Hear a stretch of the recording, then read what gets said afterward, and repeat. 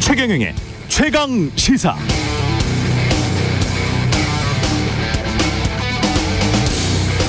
네, 최강 시사에서 정치인들이 하는 발언은 생각보다 다양합니다. 자당을 비판하기도 하고 상대당을 공격하기도 하고 자신이 미는 정책에 관해서 말하기도 합니다. 잘 들어보시면 내용이 다채롭습니다. 그런데 최강 시사에서 여야 정치인들이 말한 내용을 요약한 기사, 나오는 기사들 보면 참으로 불공정해 보입니다. 의원들 입장에서는 정말 그럴 것 같습니다. 기계적이고 선택적입니다. 당내 갈등, 친윤 대 반윤, 친명 대 비명, 윤석열 대 이재명, 비리, 부정부패, 변명, 좀 바보스러운 말, 약간 비상식적인 말 위주로만 기사를 주로 쓰죠. 물론 언론의 편집권은 보장되어야 하겠습니다. 그러나 거의 대부분의 언론이 선정성, 클릭수, 평론가들이 던져놓은 사고의 틀에 갇혀서 기사의 제목이나 주제로 삼는다면 그런 언론들이 주로 소식하는 공론의 장은 다양할 수 있을까? 정치의 토론장이 될 수 있을까? 품위가 있을 수 있을까? 그런 반성을 하게 됩니다.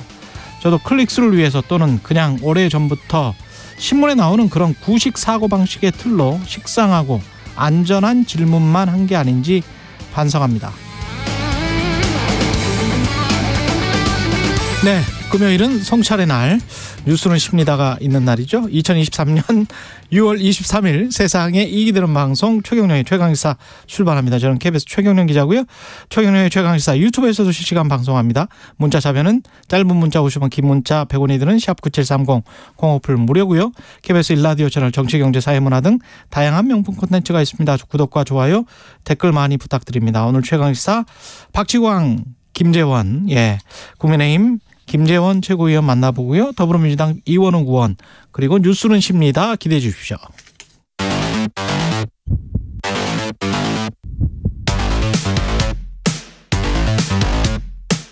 오늘 아침 가장 뜨거운 뉴스 언박싱. 네, 뉴스 언박싱. 금요일은 뉴스 언박싱 확장판이 있는 날입니다. 민동기 기자, 김연아 평론가 나와 있습니다. 안녕하십니까? 안녕하십니까?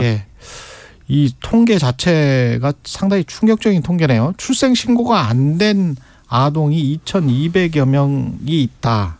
그중에서 어느 정도가 영아가 6이 됐을 수도 있다라는 그런 조사가 지금 나오고 있습니다. 그러니까 지금 이 이른바 미등록 영아 유기 사례가 잇따라 좀 드러나고 있지 않습니까? 그러니까 정부가 출생 신고가 되지 않은 아동을 전수조사하기로 일단 방침을 밝혔습니다. 감사원 감사 2,236명 가운데 지금 일부만 확인이 된 점을 감안을 해서요. 복지부가 앞으로 임시신생아 번호만 존재하는 모든 아동에 대해서 경찰청, 질병청, 지자체와 합동으로 전수조사를 실시할 계획이라고 밝혔는데, 아이가 태어나면 국가 필수 예방접종을 위해서 임시신생아 번호가 부여가 되거든요. 그렇죠.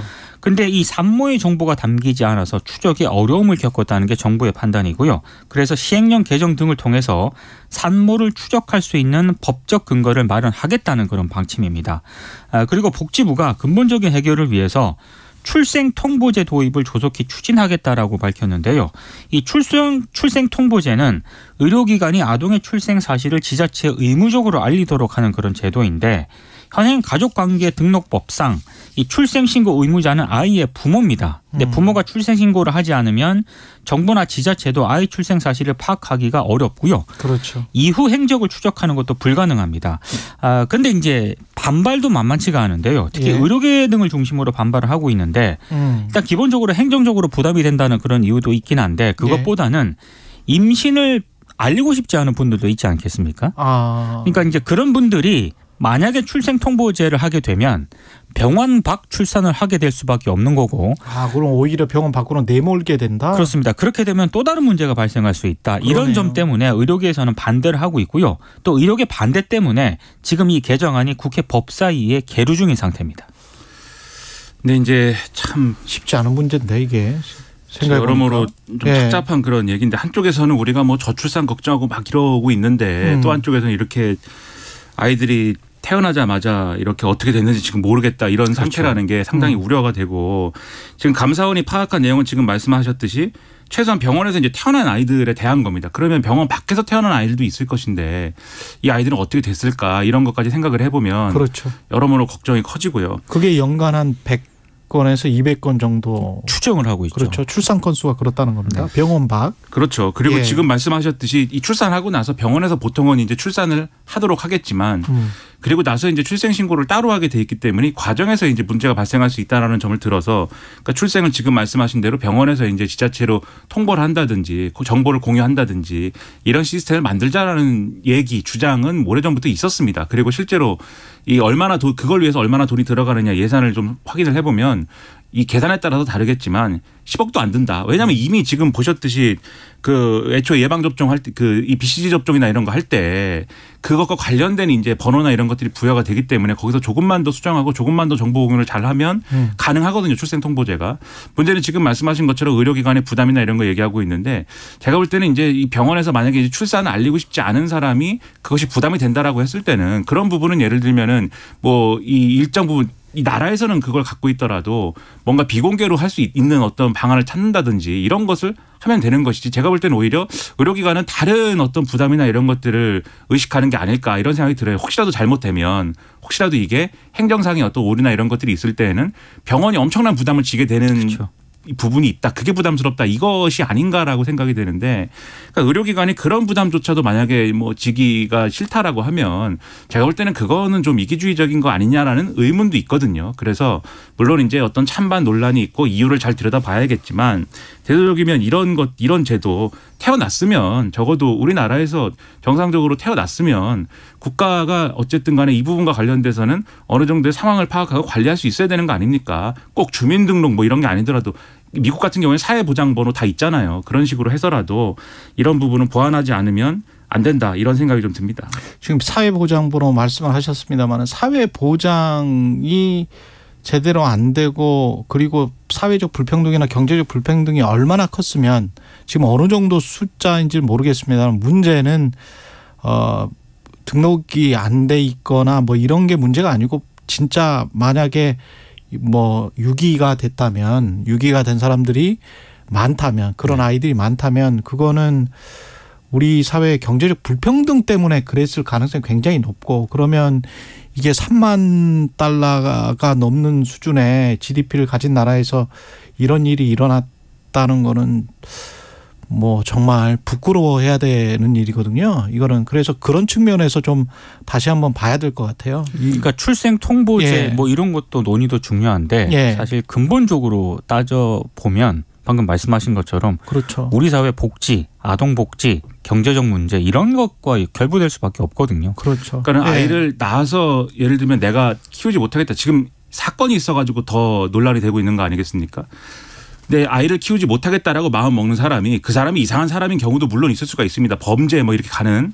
그런데 그렇지 않은 지금 여기 나오는 뭐 2,000명이 넘는 이런 아동들이 이제 다 그랬던 것이냐 아닐 거거든요. 그게 아니라 낳았는데 뭐 그게 원치 않는 방향이었든 어떤 이유였든 낳았는데 이것을 내가 볼 때는 키울 수가 없다. 이렇게 생각했을 가능성이 상당히 많고 그 키울 수가 없다라고 생각한 배경이라는 건 뭘까? 거기엔 지금 말씀하신 경제적 불평등이나 어떤 환경의 문제도 있고 또 사회문화적 문제도 아마 이 작용을 할 거예요. 이런 부분에 있어서. 충분히 그럴 수 있죠. 그렇죠. 그럼 여기에 대한 대책이나 이런 것도 나와야 되는 그런 논의가 가능한 사회여야 된다는 그렇죠. 거죠. 그것도 총체적으로 논의가 돼야죠. 우리가 한국 같은 경우에 결혼을 하고 아이를 출산하는 그 비율과 비혼으로 아이를 출산하는 비율이 프랑스와 정반대의 곡선을 그리고 있거든요. 그렇죠. 그러니까 프랑스는 대부분이라고 할 수 있죠. 60% 정도가 비혼해서 아이를 낳고 우리는 거꾸로예요.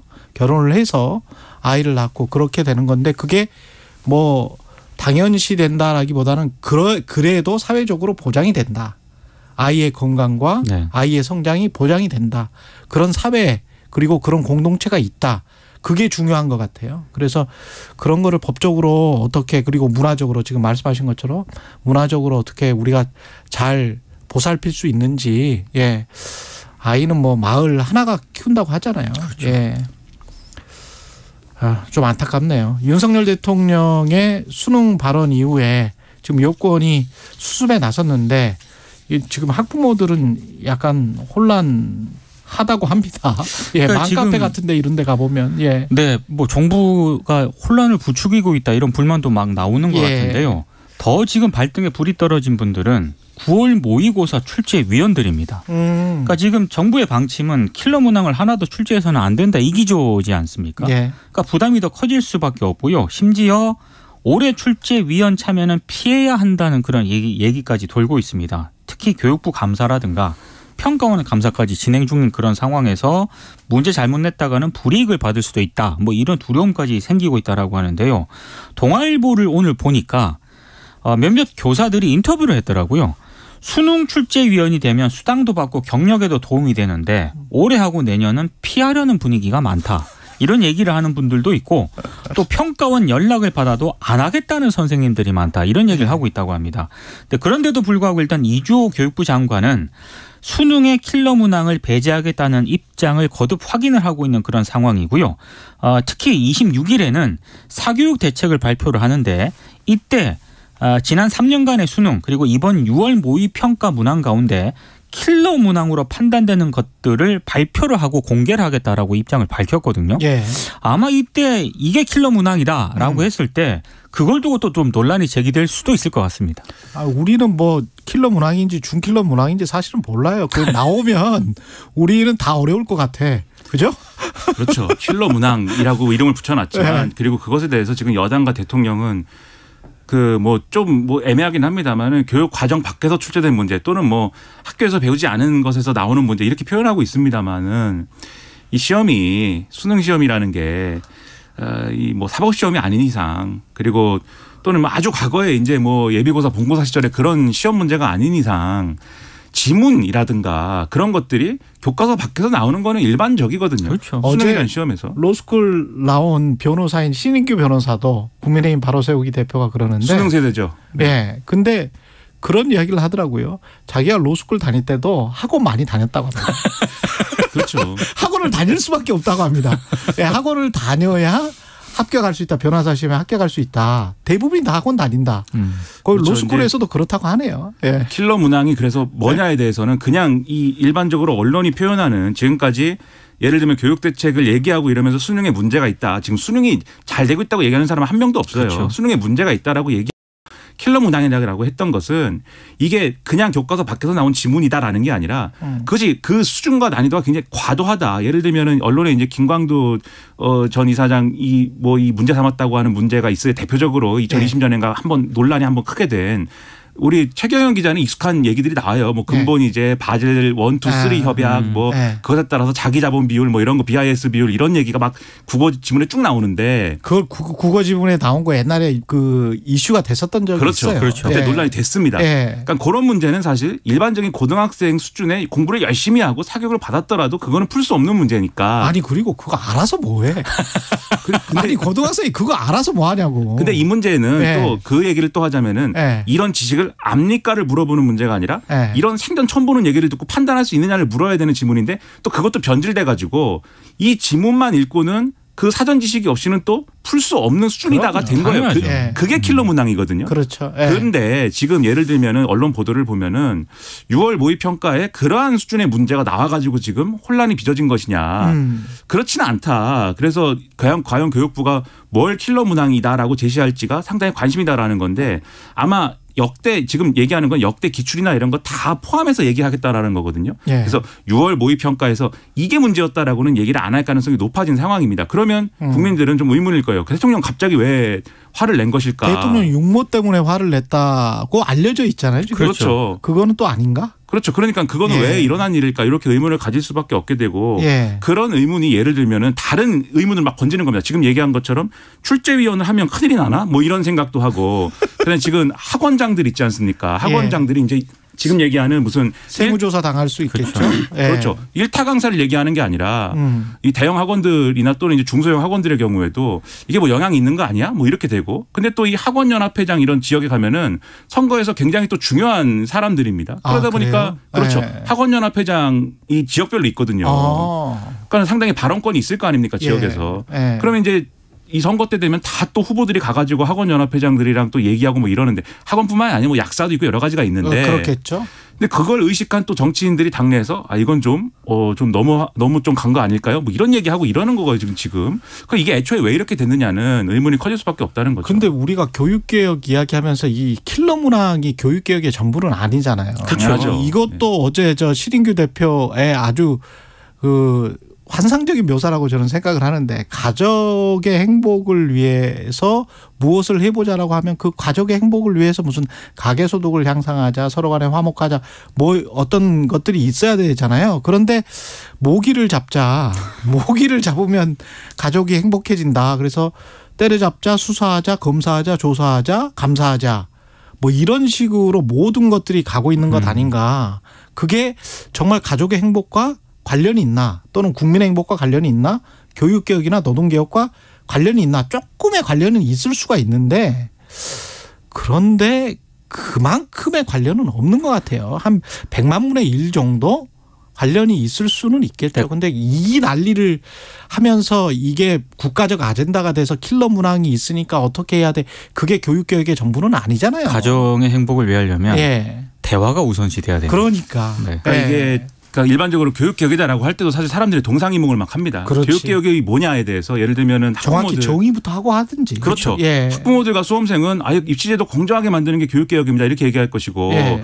저같이 이제 좀 대책 없는 사람들은 학생들이 일반적으로 우리가 학교에 가서 교육받을 때 이 입시 경쟁에 매몰되는 게 아니고 정말 행복한 교육, 정말 사람 되는 교육, 훌륭한 사람 되는 교육 했으면 좋겠습니다. 그렇게 만드는 게 교육개혁입니다. 이렇게 얘기할 것이고 그다음에 오랫동안 관료 생활한 분들은 나라가 원하는 그러니까 예를 들면 나라가 방점을 찍고 있는 반도체라든가 그런 것처럼 필요한 산업 정책에 맞는 인재를 적시적재에 잘 길러내는 것이 교육개혁이다 이렇게 얘기할 텐데 윤석열 정권이 추진하고 있는 교육개혁 이 중에 뭘까를 지금 생각해 보면 얼마 전 이 킬러 문항 얘기도 그렇고 이주호 장관이 이제 사교육 경감 내지는 공교육 경쟁력 강화 방안이라고 내놓은 것도 그렇고 어느 방향인지 모르겠고 거기다가 예를 들면은 기재부는 돈 풀기 정책 지금 필요합니다라고 해서 돈을 푸는데 한국은행은 이게 이 통화량 맞춰야 된다라고 해갖고 인플레이션 때문에 통화안정증권 발행하고 이러면은 돈 푼 것도 소용이 없고 오히려 이건 돈만 썼지 소용이 없다 이렇게 되는 거 아니겠습니까? 예. 예를 들자면 그렇죠. 예. 사교육 경감하자고 해놓고 다른 쪽에서는 사교육을 또 할 수밖에 없는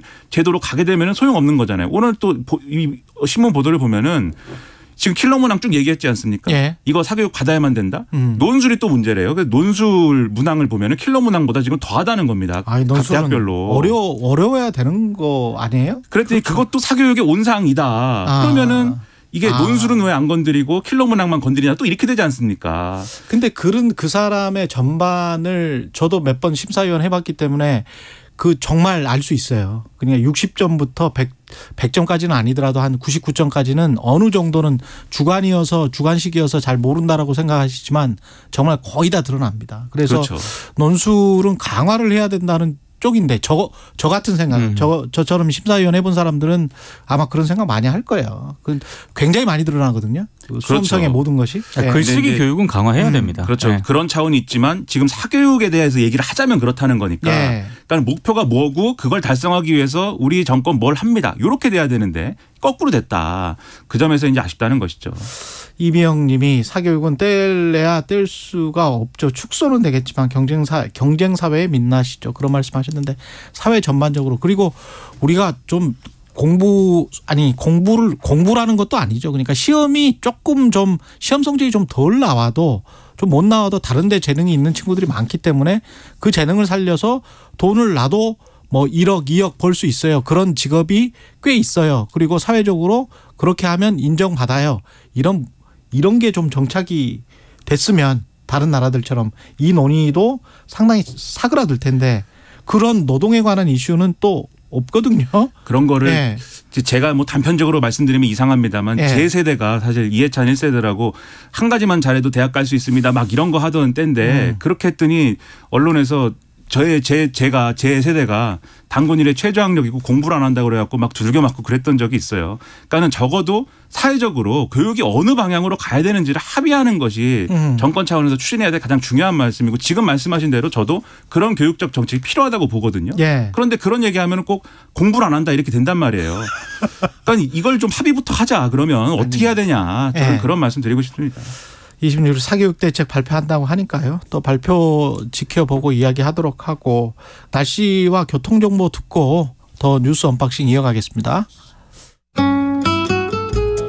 날씨 정보입니다. 오늘도 내륙 중심으로 낮 기온이 올라 덥겠습니다. 서울과 전주, 대구 어제보다 2도에서 4도 정도 올라서 31도까지 오르겠고요. 강릉 27도, 광주 33도로 폭염 수준인 곳도 있겠습니다. 또 자외선 지수도 서쪽을 위시한 대부분 지역 매우 높은 단계가 되겠습니다. 자외선 차단 오늘 잘 해주셔야겠습니다. 오늘은 가끔 구름 많이 낀 가운데 늦은 오후에 강원 남부와 경북 내륙으로 소나기가 내리겠습니다. 소나기 내릴 때 천둥 번개, 돌풍 주의해 주시고요. 5에서 20mm 정도 되겠습니다. 주말인 내일도 강원도에 늦은 오후에 5에서 40mm의 소나기가 내리겠고요. 제주도에는 이날부터 많은 비가 내리기 시작하겠습니다. 장마의 시작일이 될 걸로 보여집니다. 내일 아침 기온 서울 22도, 낮 기온 32도 등으로 내일도 다소 더운 날씨가 되겠습니다. 지금 서울의 기온은 21도입니다. 날씨였고요. 다음은 이 시각 교통 상황 알아보겠습니다. KBS 교통정보센터 이현씨입니다. 네, 금요일 출근길입니다. 비교적 순조롭게 이루어지고 있는데요. 오늘도 돌발 상황을 주의하셔야겠습니다. 중부 내륙지선 창원 쪽입니다. 우천 하이패스 요금소 부근에서 사고를 처리하고 있고요. 1km가량 여파를 받고 있습니다. 수도권에서는 수도권 제일순환고속도로 구리에서 판교 쪽입니다. 남양주에서 상일 쪽으로 정체고 판교에서 일산 쪽으로 가신다면 계양에서 노오지 분기점 쪽으로 막히는데요. 노오지 분기점 부근에서 사고 있었습니다. 서울은 서부간선 지하도로 고속도로 쪽으로 나가는 길입니다. 지하도로 입구 2차로에 화물차가 높이지 않아 걸려 서 있습니다. 이 때문에 성산대교가 북단에서 남단 쪽으로 막히고 있으니까요. 참고해서 운행하시면 좋겠습니다. KBS 교통정보센터였습니다. 최경영의 최강시사는 여러분과 함께합니다. 짧은 문자 50원, 긴 문자 100원이 드는 샵 9730.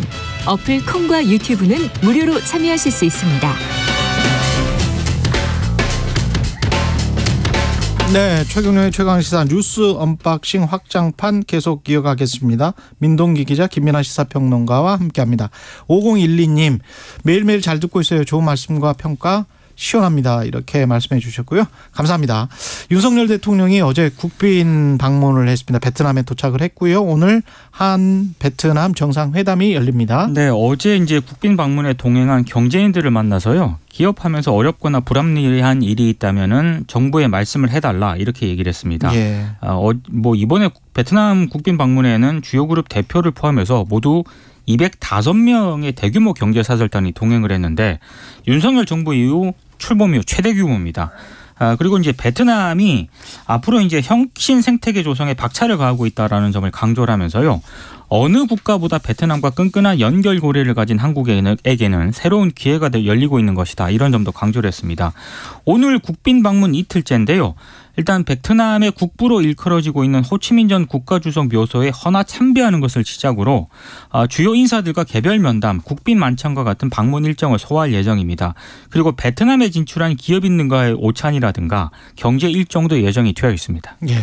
베트남은 중요합니다. 그러니까 지금 이제 사실 베트남 하면은 이거 공산주의의 잔재가 남아있는 국가고 공산주의 국가고 사실상. 예. 공산당이 집권하고 있죠. 그렇죠. 계속. 예. 그렇죠. 물론 이제 뭐 시장이 없거나 뭐 이런 건 아니지만. 중국하고 똑같아요. 네. 그렇죠. 네. 그리고 이제 그러한 이제 상황 속에서 중국과의 관계나 이런 것들도 그렇고 다만 이제 미국이 굉장히 중요시하는 어떤 이 아세안 국가 중에 하나인 것이고 또 거기에 비추어서 볼 때 이 중국하고 예를 들면 공급망 디커플링이나 이런 것들이 뭐 현실화될 때 우리는 다른 데로 이제 좀 뚫어야 되는데 그게 소위 말하는 이제 아세안 국가들이 대안이 될 수 있다. 이 비전이 있는 거 아니겠습니까? 그래서 전 정권에서 사실 뭐 신남방 정책 이런 거 하고 그랬는데 그런 걸 종합해 보면 베트남 굉장히 중요합니다. 그렇기 때문에 이게 뭐 다른 정치적 맥락이나 이런 게 있을 수도 있지만 국익이 된다면 가서 이제 이렇게 좀 성과를 내는 것에 힘을 쏟는 게 필요한 것 같고요. 경제인들 대거 이제 같이 가가지고 이제 노력을 하는 거지 않습니까? 그런 게 필요한데 다만 이제 이런 걸로 추진하는 것과 동시에 또 이러한 이제 일들이 베트남에서뿐만이 아니라 다양한 어떤 국가들에 다 가능해야 되는 거 아니겠습니까? 특히 중국도 그렇고. 특히 중국. 그렇죠. 예. 그런 식으로 좀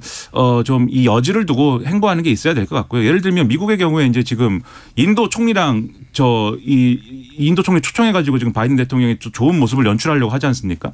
민주당 내에서 인도는 아직도 인권 침해가 빈발하고 계급사회다라고 그래갖고 지금 비판 성명 내고 막 이러지 않습니까? 예. 그러나 그런 게 있음에도 불구하고 인도는 중요한 국가라고 생각해서 하는 거지 않습니까? 그러니까 이런 것들, 이런 판단들이 외교안보적으로 필요한 거 아닐까 그런 생각이 좀 듭니다. 특히 한국 경제는 핵심이 아직도 중국이 맞고 그리고 앞으로 최소 10년 이상은 중국입니다. 그래서 신남방 정책을 계속 이어가든지 아니면 인도가 성장하든지 근데 인도에 진출한 기업들 아직 비용 문제랄지 그다음에 교육 문제랄지 그다음에 인도가 언어가 워낙 또 다양하기 때문에 그게 중국처럼 통일된 시장으로서 한국 기업에게 굉장히 많은 이익을 가져다 줄 것이다. 그것도 한 10년 후 20년 후 잘 되면 그렇게 다 예상을 하거든요. 동남아도 마찬가지로 국가들이 다 다르잖아요. 그래서 그렇죠. 중국처럼 14억의 하나의 시장 이렇지는 않아요. 그렇습니다. 이렇지는 않고 다 베트남도 꽤 큰 나라긴 합니다만은 많아봐야 1억, 인도네시아처럼 2억, 3억 이 정도가 끝이거든요. 그리고 나머지는 작은 국가들인데 거기에서마다 또 진출할 때마다 그 전략이 또 다 다르기 때문에 이거를 기업 입장에서는 그게 다 비용입니다. 그러면 중국에서 발을 뺀다고 하더라도 10년, 20년 걸리는 이 상황에 우리가 얼마나 시간을 벌고 얼마나 중국으로부터 튼튼한 어떤 지렛대 효과를 거둘 수 있느냐 그게 중요하지. 그래서 대통령이 지금 베트남 가는 건 당연히 좋고요. 그러나 자유가치 동맹이라고 이야기를 했으나 그게 수사에 그친 게 맞잖아요. 그렇죠. 베트남을 간 거는 베트남은 그렇지 않습니까? 그리고 우리가 지금 사실 무기 팔고 그런 나라들 동유럽 국가들 많잖아요. 네. 예. 그러니까 베트남을 이렇게 국빈 방문한 것처럼 예. 중국과의 관계 개선도 베트남과 같은 어떤 방식으로 그렇죠. 예. 저는 중국을 충분히 활용할 필요가 있다라고 봅니다. 제발 그랬으면 좋겠습니다. 네. 그게 우리의 린치핀입니다. 경제에서는 정말 그렇습니다. 예, 강조드립니다. 6755님 세상에 이익이 되는 방송 인사이트 충분한 방송 수년째 89.3만 듣고 있습니다. 일라디오 청주 주파수가 89.3입니다. 예, 앞으로 좋은 방송 부탁드립니다. 청주 애청자입니다. 이렇게 말씀하셨네요. 감사합니다. 그리고 야권이 후쿠시마 오염수 총공세에 나섰습니다. 이재명 민주당 대표가 1박 2일 일정으로 이제 강릉을 어제 방문을 했거든요. 거기서 이제 후쿠시마 오염수에 대한 국내 수산업, 관광업 종사자들의 현장 목소리를 들었습니다. 주문진 시장의 한 상인이 장사가 요즘 너무 안 된다, 너무 힘들다 이런 얘기를 했고 한 어민 같은 경우에는 주문진을 좀 살려달라 이렇게 호소를 하기도 했습니다. 민주당이 다음 달 1일에는요. 전국 단위 대국민 규탄 대회를 가질 예정인데요. 장외 여론전에 집중할 것으로 보입니다. 그리고 지금 정의당 같은 경우에는 원내 지도부가 어제부터 2박 3일 일정으로 일본을 방문을 했거든요. 어제 도쿄에서 일본 최대의 오염수 방류 반대 그룹인 원전 제로 재생에너지 100의원 모임과 만났고요. 그리고 일본 사회민주당 의원들과 도쿄전력을 공동으로 방문을 했습니다. 오늘은 방사능 연구 전문가와 함께 후쿠시마 제1원전을 직접 찾아가서 오염수 보관 부지를 찾을 예정인데요. 야권의 이런 움직임에 대해서 국민의힘은 굉장히 좀 불편한 기색을 내비치고 있습니다. 특히 오염수 방류 관련 공세를 윤재옥 국민의힘 원내대표는 괴담이라고 했고요. 민주당이 태평양 도서국에 이 오염수와 관련해서 서한을 보냈거든요. 예. 이 서한을 보낸 것과 관련해서도 이제 나라 밖으로까지 괴담 선동에 나서고 있다라고 비판을 했습니다. 그러니까 정치권이 무슨 얘기를 할 때 쟁점을 좀 납작하게 그러니까 단순하게 만들지 말았으면 좋겠습니다. 그러니까 예를 들면 저는 후쿠시마 오염수 방류 안전할 수 있습니다. 그리고 과학자들이 지금의 어떤 주어진 데이터를 가지고 안전하다고 판단할 수도 있어요. 저는 그 과학자들이 무슨 누구로부터 돈을 받았거나 비양심적인 얘기를 하고 있다고 생각하지 않습니다. 다만 다 정파로 몰면 안 돼요. 그렇죠. 네, 그거 본인들의 양심이고 생각이고 그 본인들의 그 과학이기 때문에 그거를 그렇죠. 모르는 사람들이 과학자들을 비난하는 건 아니라고 봅니다. 주장의 타당성을 봐야죠. 예. 그렇죠. 다만 아직 밝혀지지 않은 게 있다라고 얘기하는 과학자도 있어요. 삼중수의 뭐 위해성이라든가 체내 농축이 되는가부터 시작해서 네. 그리고 소위 말하는 저설량 피폭이라는 게 사람에게 얼마나 영향을 주느냐에 대해서도 충분히 연구가 진행되지 않았기 때문에 섣불리 판단할 수 없다라고 주장하는 과학자도 있습니다. 국내에도 그렇죠. 있고 국외에도 네. 있고 그런 것도 있다라는 거를 우리 국가 정책에 대해서 얘기할 때는 고려해야 된다라는 거고 그리고 예를 들면 후쿠시마 오염수의 안전성 문제에 대해서 100% 누구도 뭐 과학계고 누구의 의심 없이도 이게 확인됐다라고 할지라도 이 100년 후에 예를 들면은 어떻게 될지 모르는 거지 않습니까? 제가 이 말씀을 왜 드리냐면은 수은이라든가 성면이라든가 이런 것들이 처음 이런저런 곳에 사용할 때에는 안전성이나 위험성에 대해서 걱정을 안 했잖아요. 몰랐어요. 나중에 되니까 그게 위험하다는 걸 알고 그렇죠. 지금 아직도 학교 건물이나 이런 데 성면이 남아있지 않습니까? 그렇죠. 그런 사례도 있기 때문에 이런 것들을 확인할 수 있는 시간을 좀 더 갖고 그리고 그것을 가질 수 있는 대안이 있다면 그렇게 하는 것이 어떨까 이렇게 얘기를 하고 있는 거거든요. 그러니까 지금 예를 들면은 정의당이 가서 만난 원전제로 재생에너지 100 의원 모임 중에 한 사람이 아베 도모코라고 하는 의원이 이제 한겨레랑 인터뷰를 한 내용도 어젠가 그젠가 실렸는데 지금 오염수를 방류하지 말고 모래나 콘크리트랑 섞어가지고 일단 지상에 적치를 해놓자. 방사성 물질이라는 게 반감기도 있는 것이고. 훌륭하네. 그렇죠. 뭐 그런 주장도 한단 말이죠. 일본 내에서도. 그러면 그런 대안이 있다면 우리도 한번 고려해 볼 수 있는 거 아닙니까? 그런 얘기도 한번 해보자라고 하는 게 그게 그런 괴담일까요? 이야기를 왜 해보고 그다음에 돈이 진짜 부족하다면 한 3조 정도 든대요. 만약에 국내에. 근데 일본의 국부나 이런 걸 생각했을 때 3조가 그렇게 큰 돈은 아니고 만약에 일본이 돈이 없다고 하면 우리가 형처럼 이렇게 그래 한 3천억 줄게 뭐 이렇게 나설 수도 있는 것 같습니다. 그래서 뭐 같이 그렇게 해보자. 근데 해양 방류는 전 세계 국가들이 걱정을 하니까 그거는 안 해줬으면 좋겠다. 그렇게 좀 의젓하게 말하는 그런 국가, 그런 정치인, 그런 사람들이 좀 나왔으면 좋겠어요. 그냥 무조건 그냥 괴담이네, 그러니까 아니네. 괴담이라는 예. 말이 너무 쉽게 나오는 것 그렇죠. 같고요. 예. 특히 이 일본 내부에서도 오염수 방류에 대해서 우려하는 목소리들이 점점 높아지고 있는 건 분명하거든요. 예. 그럼 그런 분들도 다 괴담에 속은 것인가 우리가 한번 생각해 볼 대목인 것 같습니다. 그러니까 그리고 괴담이라고만 하는 것도 하나의 포퓰리즘입니다. 저는 그렇게 생각합니다. 예. 그리고 검찰이 50억 클럽 의혹 박영수 전 특검을 소환을 했어요. 어제 이제 피의자로 불러서 조사를 했고요. 피의자입니다. 네. 피의자 신문입니다. 사전 구속영장 청구 가능성도 일단 내비치고 있습니다. 그렇군요. 근데 박영수 전 특검은 중앙지검 지하주차장을 통해서 청사로 들어갔거든요. 예. 그래서 취재진과는 만나지 않았습니다. 예. 비공개로 일단 검찰이 소환을 했고요. 이것도 배려를 해준 거죠, 사실은. 예, 박 전 특검이 요청을 했고 검찰이 이걸 이제 수용을 한 것으로 보입니다. 예. 박영수 전 특검은 우리은행 이사회 의장이던 2014년에서 2015년 화천대유 등이 속한 성남의뜰 컨소시엄에 우리은행이 참여하도록 영향력을 행사했다는 그런 의혹을 받고 있고요. 그래서 검찰이 이 부분을 추궁을 한 것으로 보입니다. 검찰은 박 전 특검이 대장동 일당의 청탁을 받고 대장동 사업 공모 과정에 관여했다 이런 취지의 진술을 확보한 것으로 일단 언론 보도를 통해서 알려지고 있는데요. 원래 우리은행이 이 컨소시엄을 참여를 하려고 검토를 한 건 맞는데 예. 내부에서 반대를 해서 컨소시엄에는 참여를 안 했거든요. 직접 투자는 안 하고. 그렇습니다. 예. 근데 대신에 1,500억 정도의 프로젝트 파이낸싱 대출을 약속을 하는 여신 의향서를 써줬습니다. 돈을 빌려줬다. 1,500억 그렇습니다. 원을. 근데 예. 이 과정에서 박영수 전 특검이 개입을 한 게 아닌가 검찰이 일단 의심을 하고 있는 그런 상황입니다. 어쨌든 검찰은 대장동 일당이 약속한 돈 가운데 박영수 전 특검이 실제로 받은 자금이 있는지도 지금 확인 중인데요. 박 전 특검이 2015년 7월부터 특검 활동 직전까지 화천대유 고문으로 일을 했었거든요. 그렇죠. 그때 받은 돈 2억 그리고 화천대유에서 일한 박 전 특검의 딸이 대여금 명목으로 받은 11억 뭐 이런 것들이 결국에는 이 박영수 전 특검이 받은 50억 가운데 일부가 아니냐. 뭐 이 약정한 그 50억 가운데 일부가 아니냐라고 의심을 하고 있고 특히 박 전 특검의 딸은 미분양 대장동 아파트를 분양을 받아서 8억의 차익을 봤다는 의혹까지 받고 있거든요. 그렇죠. 그러니까 이 모든 게 결국에는 약정한 그런 금액의 일부일 수 있다라는 게 검찰의 판단입니다.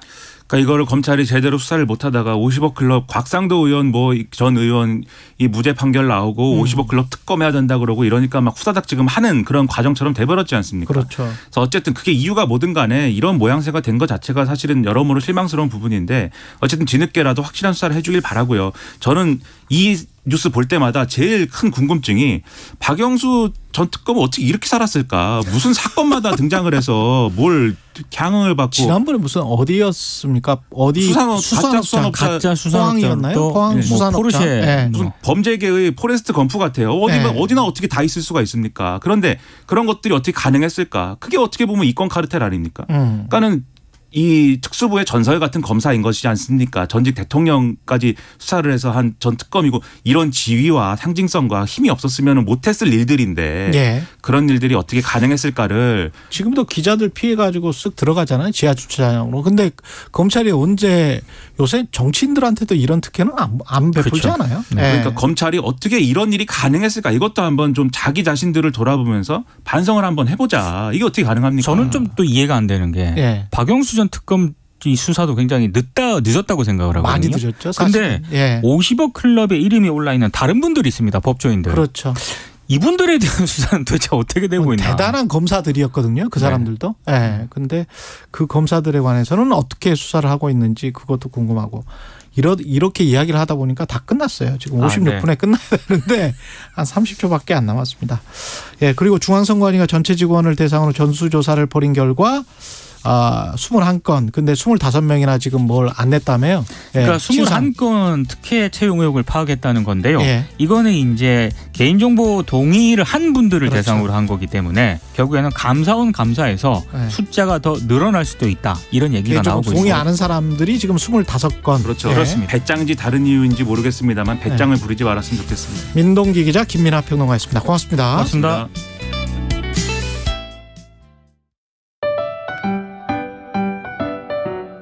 2023 KBS 1라디오 연중기획 낮은 목소리 당신의 목소리를 들려주세요.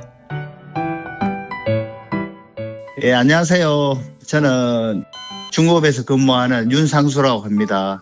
40년 중에 30년을 크레인에 일을 했습니다. 지퍼 크레인, 그 장비 350톤을 운전하는데 부록 탑재도 하고 뭐 일반 장비 그리고 자재 이런 것을 탑재를 주 업무로 하고 있습니다. 제가 입사해가지고 크레인 관련된 일을 하신 분들이 가장 부러웠거든요. 무조건 해야 되겠다 생각해가지고 그래서 제가 뭐 자격증 따로 뭐 부산까지 가고 그렇게 해가지고 꿈을 이뤘는데 근데 이제 조선사업이 그 이전에는 수주가 너무 안 돼가지고 4년 동안 구조조정을 했거든요. 제 옆에 있는 그 동료들이나 뭐 선배 이런 분들이 안타깝게도 제 곁을 다 떠나갔거든요. 정말 그 안타까운 그런 그 현실을 느꼈는데 최고 수주가 갑자기 많이 되다 보니까 인력이 부족해가지고 공정이 뭐 지연되는 사례가 많은데 그 40년 몸담으면서 참 안타깝거든요. 지금까지 그런 현상이 없었는데 지금 뭐 국가적으로도 보면 손실이고 한데 미래지향적으로 꿈을 가지시고 많이 지원해 주셔가지고 국가 산업 발전에 조그마한 힘이 돼 주기를 진심으로 기원하고 바랍니다. 그래서 저도 이제 뭐 회사 40년 다니니까 사고 없이 정년퇴직까지 잘 마무리하는 게 저한테는 가장 소중한 목표고 희망입니다. 오늘 하루도 묵묵히 살아가는 당신의 이야기를 들어봅니다. KBS 1라디오 연중기획 낮은 목소리였습니다.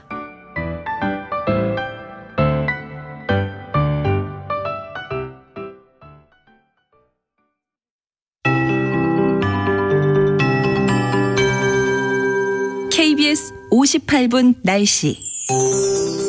지표면이 습한 가운데 복사 냉각이 더해지면서 중부와 경북에 안개 낀 곳이 있고요. 바다 안개 유입으로 서해안 쪽에 안개가 깔려 있어서 대부분 지역 시야가 깨끗하지 않습니다. 특히 가시거리 확보가 어려운 곳이 호남 서해안 쪽인데 시정 200m 미만인 곳도 있으니까 교통안전에 유의하셔야겠습니다. 오늘 어제보다 낮 기온이 1도에서 4도 정도 오르면서 전체적으로 덥겠습니다. 서울도 30도를 넘어서 31도까지 오르겠고요. 전주, 대구 역시 예상 낮 기온 31도입니다. 강릉 27도, 대전 32도, 광주 33도로 일부 지역은 폭염 수준입니다. 큰 비는 휴지기를 갖고 있지만 소나기 예보는 잦습니다. 오늘 경북 내륙과 강원 남부 쪽에 5에서 20mm의 소나기가 내릴 걸로 보여지고요. 이 소나기 내리는 지역에서는 천둥, 번개, 돌풍, 또 우박도 강원도 쪽에는 가능성이 좀 있습니다. 주말인 내일도 가끔 구름 많이 낀 가운데 늦은 오후 강원도에는 소나기가 내릴 수 있습니다. 5에서 40mm 정도 예상되고요. 주말인 내일 제주도에 많은 비가 예상됩니다.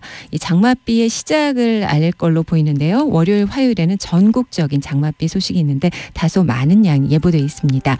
내일 서울의 낮 기온 32도로 덥겠고요. 자외선 지수 계속해서 매우 나쁨 단계입니다. 지금 서울의 기온은 21도입니다. 강혜종입니다.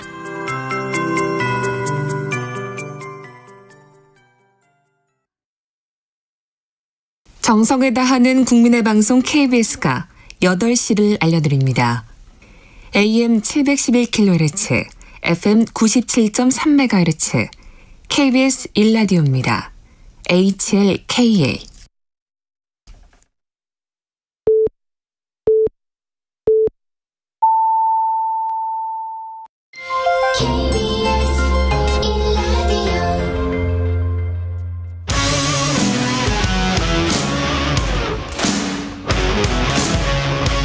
오늘 하루 이슈의 중심 최경영의 최강 시사.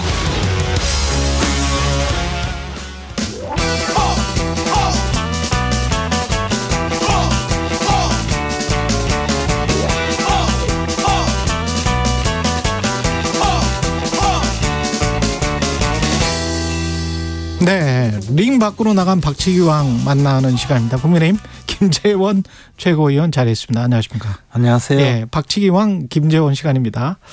매주 이 시간 시작할 때 앞으로 이제 박치기할 대상을 고를 것 같습니다. 한 명을 선택을 해서 뭐 기승전 이쪽으로 하나 하여간 하는 동안 그렇게 할 것 같은데요. 예. 일단은 여야 인물 모두 고려해 주시면서 오늘의 박치기 상대, 이번 주의 박치기 상대를 먼저 알아볼까요? 민주당 이재명 대표가 적임자일 것 같습니다. 예, 역시 기승전 이재명 대표가 나오리라고 예측은 했습니다. 예, 땡땡땡 이거 진짜 오랜만에 듣습니다. 예, 김일 선수가 이렇게 손 올릴 때 땡땡땡 뭐 이렇게 끝나면서 이렇게 하죠. 땡땡 치죠. 예, 그러니까 끝났어. 예, 그만 공격하라는 와, 거죠. 그만 공격하라고 막 치고 막 통상적으로 이제 예. 김일 선수는 항상 예. 굉장히 신사였죠. 예. 점잖게 경기를 하는데 보통 악당들이 서로 간에 뭐 흉기 같은 걸 숨겨서 머리를 막 찢어서 피가 많이 나고 그럴 경우에 마지막으로 그 악당을 잡아서 박치기로 한 방에 끝내주는 건데요. 제가 박치기를 해봐도 우리 이재명 대표께서는 워낙 질긴 분이라서 한 방으로는 안 될 것 같아요. 이재명 대표는 왜 박치기의 상대로 고르셨어요? 아니, 저는 최근에 그 일본 후쿠시마 원전의 오염수 처리 문제를 가지고 사실 제가 그 에너지 특위 위원장으로서 국회의원 시절에 직접 그 후쿠시마 원전에 다녀왔어요. 거기 가니까 뭐 그 오염 처리수들을 전부 컨테이너 큰 물통에다가 수조에다 놓고 쫙 그냥 그 방치하고 있었거든요. 그래서 저건 언제 다 그 비울 거냐 그렇게 물어보니까 뭐 조만간 형편이 되면 비우겠다. 그때도 그런 이야기를 했거든요. 그게 2011년인데 그런데 어쨌든 이 문제에 대해서 뭐 과학적인 근거 여러 가지 이야기를 하지만 우리 국민의 감정이나 불안감으로 생각하면 방류하면 안 되잖아요. 뭐 아무리 뭐 과학적으로 괜찮다고 하더라도 정서적으로 네. 그런데 그것을 그 정도를 국내 정치에 활용해서 대통령과 여당을 공격하려는 하나의 수단으로 이 문제를 활용하기 위해서 뭐 강릉까지 가서 이렇게 하면 이 일본의 오염수가 여기까지 오면 우리 어민 다 망한다. 막 이렇게 부추기는 것. 저는 그게 오히려 너무 국내 정치에 악용한다. 그렇죠. 너무 선전선동한다. 그렇죠.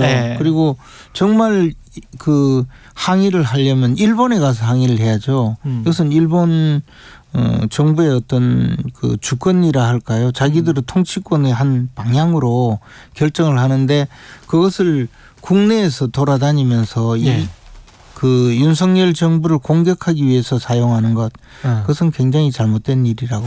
제가 반론 차원에서 이런 질문을 한번 드려볼게요. 그러면 만약에 정부 여당에서 뭐 해수부 차관이 어디 인터뷰에서 뭐 방류 반대한다고 그 이야기는 봤어요, 어젠가.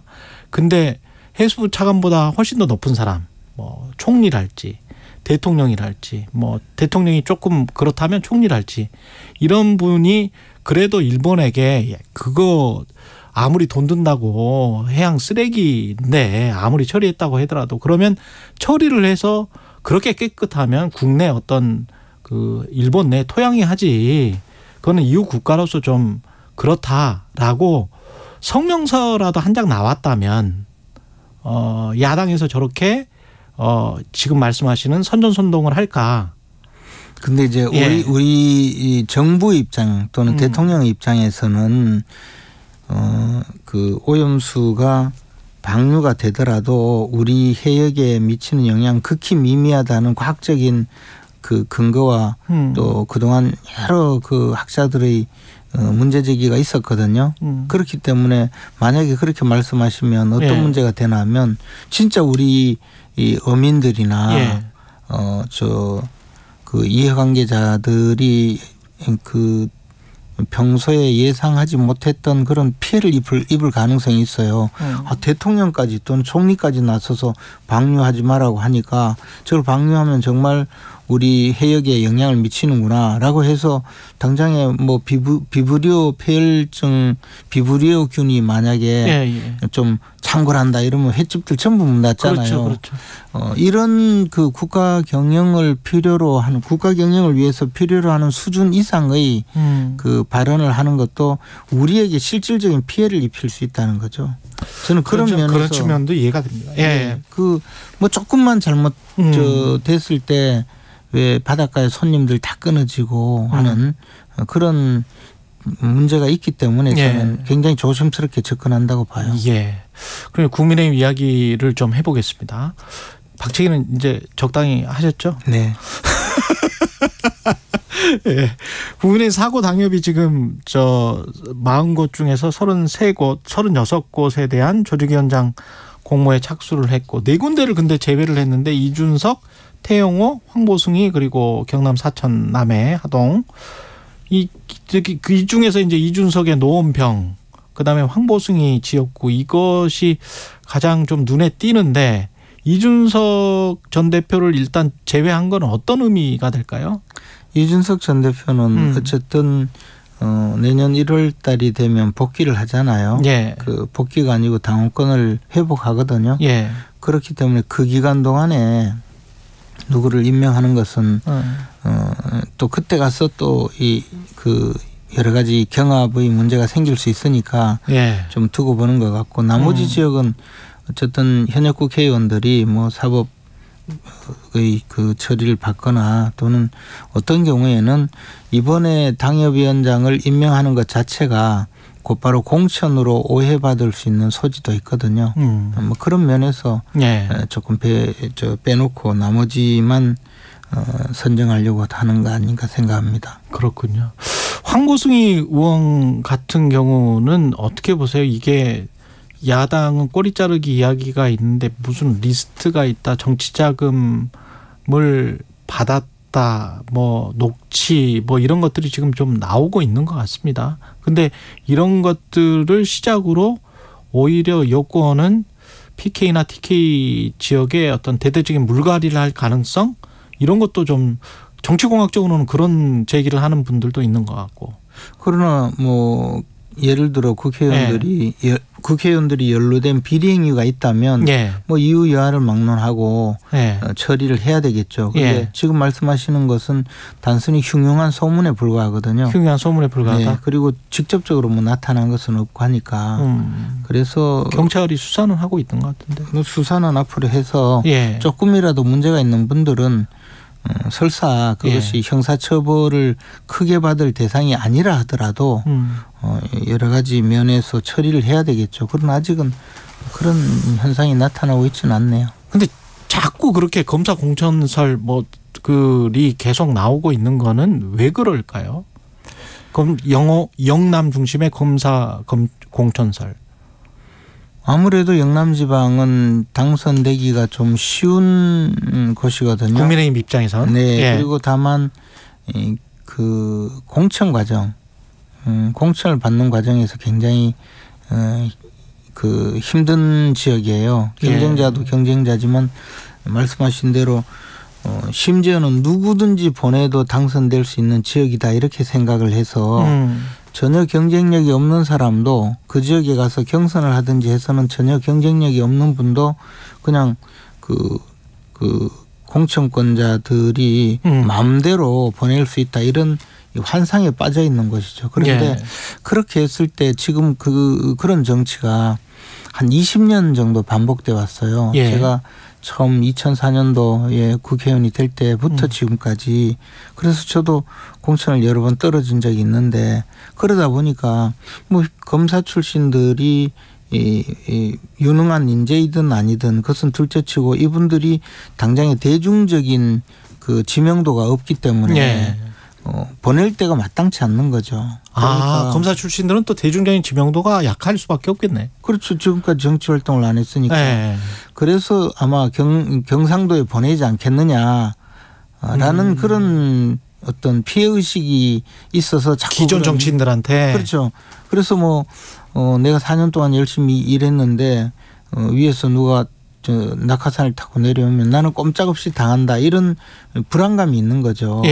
그런 이유 때문에 자꾸 이런 소문이 흉흉하게 등장하는 것인데 정작 대통령은 전혀 그렇게 하지 않겠다는 입장이고 김기현 대표도 그렇고 사무총장도 그렇고 이 이야기를 반복하는 것 자체가 아마 실제로 가능성이 별로 없기 때문에 나름대로 그런 이야기를 하는 것 아닌가 생각을 합니다. 나중에 지금은 이렇게 말해놓고 나중에 가서 정말 검사들을 한 30명 정도 내보낸다면 그럼 지금까지 그 대표나 사무총장이 책임져야 될 거잖아요. 그렇겠죠. 그러니까 그분들은 그 검사들을 대량으로 영남 지방에 내려보내는 일은 없을 것이다라는 확신을 갖고 이야기하는 것이고 그것은 뭐 그분들은 훨씬 더 정보가 많은 분들이니까 나름대로 믿어도 되지 않을까 생각해요. 그렇다. 김기현 대표는 자신이 총사령탑이 되어서 선거를 지휘하겠다. 이 이야기는 이제 반복적으로 나오고 있는데 일종의 이제 자꾸 그런 검사 공천설이나 뭐 10월, 11월 무슨 뭐 비대위 이야기 뭐 이런 것들도 왜 그러면 안정적으로 뭐 관리가 되고 있다면 그런 이야기는 왜 또 나오는 겁니까? 비대위 이야기는? 이제는 김기현 대표가 어쨌든 그 임기를 시작하고 나서 민주당에 압도적으로 또 이기고 있는 여론조사 결과도 나오지 않습니까? 최근에 나왔죠. 그렇죠. 그런데 그 전까지는 뭐 이런저런 사유로 그 지지율이 높지 않으니까 이러면 총선에 이길 수 없다 뭐 그런 지지율 때문에 취지로 이야기를 한 것이라고 봐요. 이제는 뭐 그런 이야기도 별로 안 나올 것 같습니다. 지지율이 탄탄하면 그대로 갈 것이다. 네. 예. 지금 국회의원 정수 줄이겠다고 연설했잖아요. 국회에서. 그거는 어떻게 보세요? 저는 지금 국회의원 정수를 줄이는 것이 지극히 정당하다고 생각해요. 그렇습니까? 심지어는요. 299명으로 유지하다가 여야 간의 선거구 획정 과정에 서로 싸우다 보니까 이번 그 20대 국회에 한해서 300명으로 그냥 하고 21대는 다시 299명으로 환원한다고 여야가 철석까지 합의하고 그렇게 해서 선거법 개정을 했는데 그 위에 전혀 지키지 않았거든요. 그리고 특히 학자들이라고 하는 그룹들 또는 뭐 사회 시민사회단체 이런 분들을 모아놓고 선거구 책정위원회 선거법의 개정에 대해서 논의를 하면요. 이분들은 비례대표를 늘리자고 주장을 해요. 통상적으로. 공론조사에도 그렇게 나왔죠. KBS 공론조사에도. 그런데 사실은 국회의원 활동을 하면서 느끼는 바는 우리가 이미 30년가량 비례대표를 운영했는데 운영할 때마다 결국은 그렇게 썩 그 지역 주민들로부터 선출받은 국회의원보다 자신들이 전문성을 내세워서 정치를 발전시킨 그런 사례는 저는 별로 보지 못했어요. 이번 이번 국회에서도 기억나는 분들은 저 윤미향 의원이나 김부겸 의원 정도거든요. 그분들이 과연 우리나라 정치 발전에 도움이 됐나요? 저는 그런 면에서 비례대표는 줄이는 것이 맞다고 보고 예. 기회만 있으면 민주당이나 또는 시민사회단체는 오히려 국회의원 숫자를 늘려야 된다. 뭐 330명이 적당하다. 예. 350명이 적당하다. 이런 여러 가지 이야기를 하는데 저는 뭐 그런 면에서는 찬성하지 않아요. 그렇군요. 근데 그 정치학자들이 뭐 책상머리 이야기다 그렇게 생각하실 수도 있겠습니다만은 공론조사에서도 그런 결과가 나왔고 사실은 지역구 국회의원들도 어떤 국가 전체 국회의원이잖아요. 나라 국제가 들어가잖아요. 나라를 경영하고 같이 운영한다 이게 아니고 지역구의 어떤 그 토호 세력이라고 해야 될까요? 그 사람들과 연계돼서 뭐 도로를 닦아준달지 무슨 뭐 예산을 받아온달지 그런 역할에만 충실하고 그렇게 해서 예산을 뭐 허투루 쓰는 게 아닌가 그런 의심도 많이 있거든요, 국민들이. 제가 국회 예결위원장을 지냈는데요. 예. 사실 국회의원끼리의 그 예산 투쟁도 굉장히 중요한 하나의 그 정치 과정이거든요. 예. 제가 행정학을 공부할 때 옛날에 그때 윌다브스키라는 그 미국의 그 학자가 주장하기를 국회에서 미국 의회에서 예산을 그 확보하기 위해서 거기도 예산 투쟁이라고 그렇죠. 말하더라고요. 포크 배럴링 하죠. 예산 투쟁이 정치 과정의 가장 핵심이라고 이야기했거든요. 그러니까 그것이 정치인데 우리는 그것이 나쁜 불법 행위라고 보는 것은 잘못이죠. 좀 합리적이었으면 좋겠는데 합리적이지 않은 것들이 그러나 많아서 대부분은 그 국회 내에서도 심사 과정이 있기 때문에 그렇게 함부로 하지는 않습니다. 그렇군요. 만약에 민주당이 지금 혁신위 하잖아요. 근데 뭐 잘 안 되실 거라고 지금 생각은 하시겠지만 만약에 잘 되거나 또는 뭐 잘 안 돼서 또는 비대로 간다거나 이러면 이게 김기현 체제에 영향이 있습니까? 이렇게 상호 조응을 합니까? 우선 민주당이 이 혁신을 하려면 간단한 문제가 하나 있어요. 이재명 대표를 빨리 끌어내려야 돼요. 민주당의 모든 문제는 이재명 대표가 지금 그 자리에 앉아 있기 때문에 벌어지는 현상이거든요. 그렇기 때문에 다른 의원들도 다 불체포 특권을 활용해야 돼요. 방탄국회를 만들고 예를 들어 법원에서 체포 동의안이 들어오면 무조건 기각시켜야 되고 이런 그 과정을 거쳐야 되는 유일한 이유는 이재명 대표의 사법 리스크가 계속 진행되기 때문에 이재명을 구명하기 위해서 어쩔 수 없이 지금 민주당은 계속적으로 불체포 특권의 상황에서 자신들을 보호하고 있거든요. 이재명 대표가 자신은 뭐 불체포 특권을 포기하겠다라고 말했지만 그러나 막상 무기명 비밀 투표로 해서 국회에서 표결을 하면 그때는 또 이재명을 보호하자라는 뭐 우리가 흔히 말하는 개딸들의 여러 가지 압박도 있을 것이고 이렇기 때문에 이재명 대표의 이재명 대표가 내려온다면 그 다음 단계로는 민주당의 혁신이 될 수 있으리라고 봐요. 그런데 저는 이재명 대표가 끌려 내려오고 나면 민주당은 훨씬 더 강해질 거라고 생각되거든요. 그러면 우리 당의 지지율이 예를 들어 많이 이재명 그 민주당보다도 월등히 낮아진다면 그때는 또 여러 가지 국민의힘 내에서도 자성한 목소리가 나오겠지만 지금 이재명 대표가 있으면서 계속 그 돈봉투 사건도 저렇게 끌고 가는데 그러면 우리 당은 지지율이 높아지니까 그럴 필요가 없는 거죠. 없을 것이다. 김재원 국민의힘 최고위원이었습니다. 고맙습니다. 여러분은 지금 KBS 1라디오 최경영의 최강시사와 함께하고 계십니다.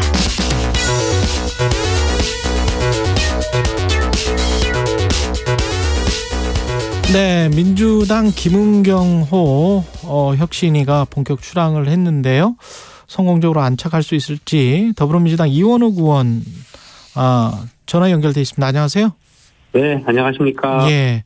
혁신이 첫 단추는 잘 끼었다고 보세요? 뭐 구성원 문제 개별 한 분 한 분을 제가 잘 알지는 못해가지고 예. 뭐라고 평가할 수는 없지만 언론의 보도를 종합해 보면 대부분 친명인 사람 평이어서 혁신이의 첫 단추가 잘 못 깨진 거 아닌가 해서 어쨌든 기대는 반감되고 있는 것 아닌가 싶고요. 예. 그래도 일말의 희망이라도 좀 걸어봐야 되지 않겠는가 하는 생각을 갖고 있습니다. 예. 혁신이가 뭐를 해야 된다고 보십니까? 혁신이는 김은경 우리 위원장님께서 말씀하신 것처럼 가죽을 갈아 끼고 뼈를 깎는다라고 하는 말씀하셨는데요. 예. 그게 혁신이거든요. 근데 왜 가죽을 갈아야 하는지 어떤 가죽으로 바꿔야 할 것인지를 알아야 되지 않겠습니까? 예. 그래서 윤석열 정부 실정이 계속되고 있지만 민주당은 반사이익도 얻지 못하고 있다는 지적. 참 이거 참 뼈아픈 얘기입니다. 그래서 혁신위의 첫째 의제는 무엇이 문제인가 평가하는 것. 그리고 대선 지선의 패배에 대한 평가. 젖잘싸라고 말하면서 이재명 대표는 국회의원에 출마했죠. 당시에 강성 팬덤들은 이 대표가 출마해야 지지층 결집시켜서 지방선거 이길 거라고 주장했었는데요. 결국 윤호중 박지원 비대위는 이재명 대표를 계양을대 지역의 공천을 선언을 합니다. 그런데 패배했거든요. 그러고 나서 평가도 못했습니다. 그 이후에는 바로 직후에 벌어진 전당대회 때 당대표에 출마하고 이재명 대표 체제 1년이 지났는데 민주당 지지도가 오르기는커녕 도덕적 불감증에 걸렸다는 지적, 굉장히 뼈아픈 얘기입니다. 이에 대한 평가들이 혁신회가 해야 될 가장 중요한 문제라고 보여집니다. 그렇군요. 그 평가를 하고 나면 그 다음에는 어떻게 해야 되나요? 근데 그 평가를 어떻게 하는지도 좀 궁금하고요. 평가가 있어야 반성이 있고 그다음에 예. 무엇이 잘못됐는지가 나오지 않겠습니까? 예, 그러니까 그 평가를 가죽을 갈아 낀다면 예. 지금 입고 있는 가죽이 뭐가 문제여서 어떤 새로운 가죽으로 바꿔야 되는가라고 하는 거라고 보여지고요. 그러니까 그 평가를 가령 뭐 점수를 매기는 건지 아니면 무슨 보고서를 쓴다는 건지 구체적으로 어떤 평가를 말씀하시는 거죠? 왜 지지도가 오르지 않는가라고 하는 것. 저는 그 문제는 사실 MBS 어저께도 여론조사가 나왔습니다만 지난 대통령 선거 이후에 갤럽 여론조사만 쭉 추세를 분석해봐도 충분히 평가할 수 있으라고 보여지는데요. 예. 그거에 대한 공식적 보고서가 채택이 되고 민주당 혁신의 공식적 보고서가 채택이 돼야 된다. 그렇죠. 그다음에 그것이 국민들한테 공개되고 이러이러한 부분이 잘못됐으니 앞으로 이런 부분을 고쳐나가겠다라고 해야 되는 거겠죠. 그러니까 지지율 정체의 현상을 보고 또는 지지율 하락의 현상을 보고 그 현상의 이유를 적시를 해야 된다. 혁신이가. 네. 그런 말씀이시네요. 그죠? 네. 예. 그 다음에는 어떻게 해야 됩니까? 그러면 이제 왜 지금 도덕적 불감증에 빠졌는가? 왜 예. 지지도가, 문제가 되는가라고 하는 거에 대한 종합적 판단을 통해서, 그것을 이제 이러이러 부분들이 잘못됐다라고 하는 게 나오면 그것을 극복하기 위한 노력들을 해나가야 되겠죠. 예를 들어서, 이재명 체제 1년을 평가하면은 예. 결국 다 나올 수뿐이 없는 문제입니다. 돈 봉투 사건이나 최근에 벌어진 코인 사건 자체도 문제지만 더 큰 문제는 민주당이 사건이 벌어졌을 때 자정 능력이 있는가 하는 점이거든요. 예를 들어 김남국 의원의 그 청문회 때 이모 발언 이건 굉장히 문제였고요. 그 코인 사태 때 김남국 의원에 대해서 옹호한 의원들의 발언. 이런 것이 해프닝으로 넘길 문제가 아니고 당 지도부가 당시에 강력히 경고를 했었어야 되는 거겠죠. 최강욱 의원이 성희롱 발언에 대해서 윤리심판원은 1년이 훌쩍 지났는데도 아직도 결론을 내지 않고 있습니다. 그러니까 이게 도대체 뭐야. 국민들의 민주당에 대한 신뢰는 전혀 떠나갈 수뿐이 없는 거죠. 게다가 진보라고 도덕성을 내세울 필요가 있냐라고 하는 민주당 의원의 발언이 있었는데 예. 당 지도부는 이럴 때 아무런 조치를 취하지 않았습니다. 아주 강력 경고했어야 되는 거죠. 이런 것들이 이제 쌓여서 당의 도덕성 평가가 무너지게 됐는데. 예. 그러니까 이재명 체제 1년 평가하면 다 들어있는 문제 아니겠습니까? 지금 말씀하신 걸 종합해 보면 이재명 체제랄지 이재명 최고위를 타파해야 된다. 그게 혁신위의 과제다. 뭐 이렇게 지금 말씀하시는 것 같아요. 아니 일단 예. 제 생각은 그런데 그것이 저의 이제 개인적 의원의 생각이 모든 것을 담고 있으라고 보이지 않고요. 근데 김은경 혁신위원장은 현역 기득권을 타파해야 된다 이렇게 지금 이야기를 하고 있잖아요. 물론이요. 예. 그것이 만약에 이재명 체제에 대한 1년 그리고 대선 지선 패배에 대한 평가를 통해 가지고 예. 보니까 현역 기득권 때문에 문제네. 라고 하는 결론이 나온다라고 한다면 현역 기득권을 타파하기 위한 제도를 어떻게 만들 것인가. 만약에 그런 결론이 나온다면 유현욱 의원님은 동의할 수 있으세요? 지금 말씀하시는 거는 동의가 안 될 것 같은데. 아니요. 그것이 국민적 눈높이에서 객관적으로 수용될 수 있는 분야라고 한다면 그리고 공감할 수 있는 분야라고 한다면 예. 당연히 수용해야죠. 당연히 수용해야 네. 된다. 그러면 현역 기득권 공천제도 현역 기득권 국회의원에게 좀 유리한 공천제도를 바꾼달지 뭐 이렇게 가도 동의한다. 그 평가가 제대로 이루어진다면. 네. 참 이게 대선 패배의 책임이 예. 현역 의원 기득권의 문제였다. 어제 지방선거 패배의 책임이 예. 민주당 현역 의원들의 기득권의 문제였다. 이재명 대표 체제 1년에 대한 책임이 민주당 167명 현역 기득권의 의원들의 문제였다. 그래요. 라고 한다면 그렇게 결론이 난다면 과연 저는 수용해야 된다고 봅니다. 그런데 그것이 과연 실제로 그런 결론을 내는 것이 상식적으로 봤을 때 합당할 것인가라고 하는 거는 진지하게 논의를 해봐야 되겠죠. 네.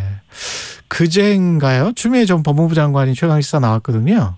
네. 근데 이재명 대표가 대장동 사건으로 색칠돼 있어서 민주당 내에서도 저격당하고 있다.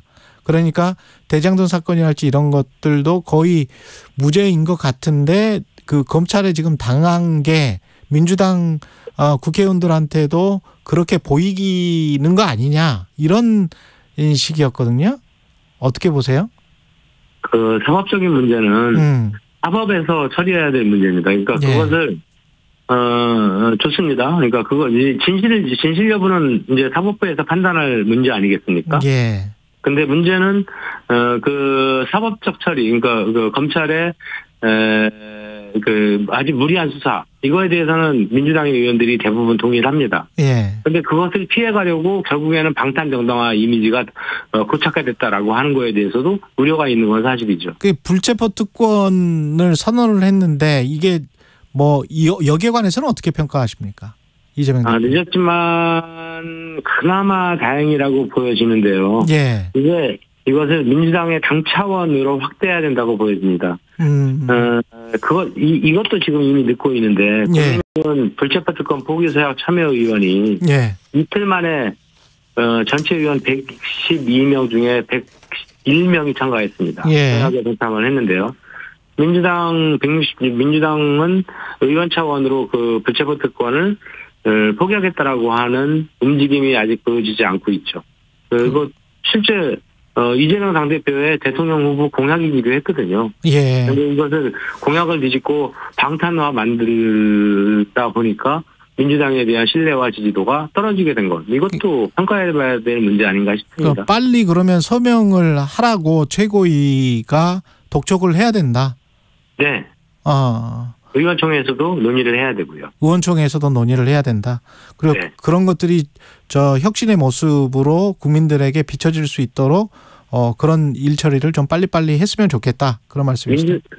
국민의힘 의원이 아직까지 100% 112명까지 가지 못했는데 오늘 내 2, 3일 내에 101명이 될 것 같습니다. 그런데 우리 민주당 의원 167명이 100% 당론으로 사실 모여가지고 당론 결정하면 하루면 되거든요. 그 문제거든요. 그렇겠죠. 예, 사인만 하면 되니까. 예. 네. 그래서 160 의원이 100% 당론으로 서명에 동참하는 거는 국민의힘보다 마지막 빨리 마무리 되셨으면 하는 생각입니다. 알겠습니다. 여기까지 듣겠습니다. 더불어민주당 이원욱 의원이었습니다. 고맙습니다. 네.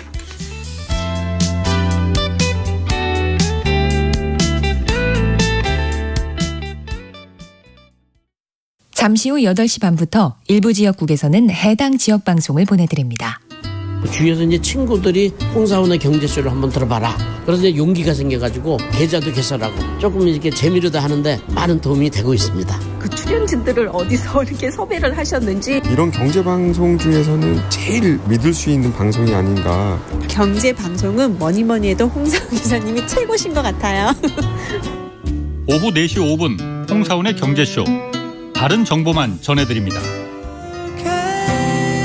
진행은 서툴지만 내용은 알찹니다. 진실의 편에서, 정의의 편에서, 약자의 편에서 뉴스를 전합니다.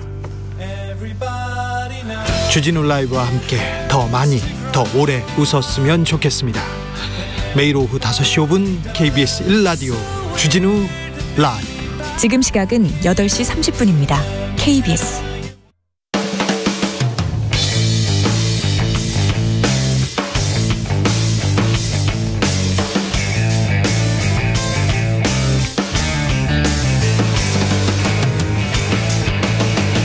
최경영의 최강 시사.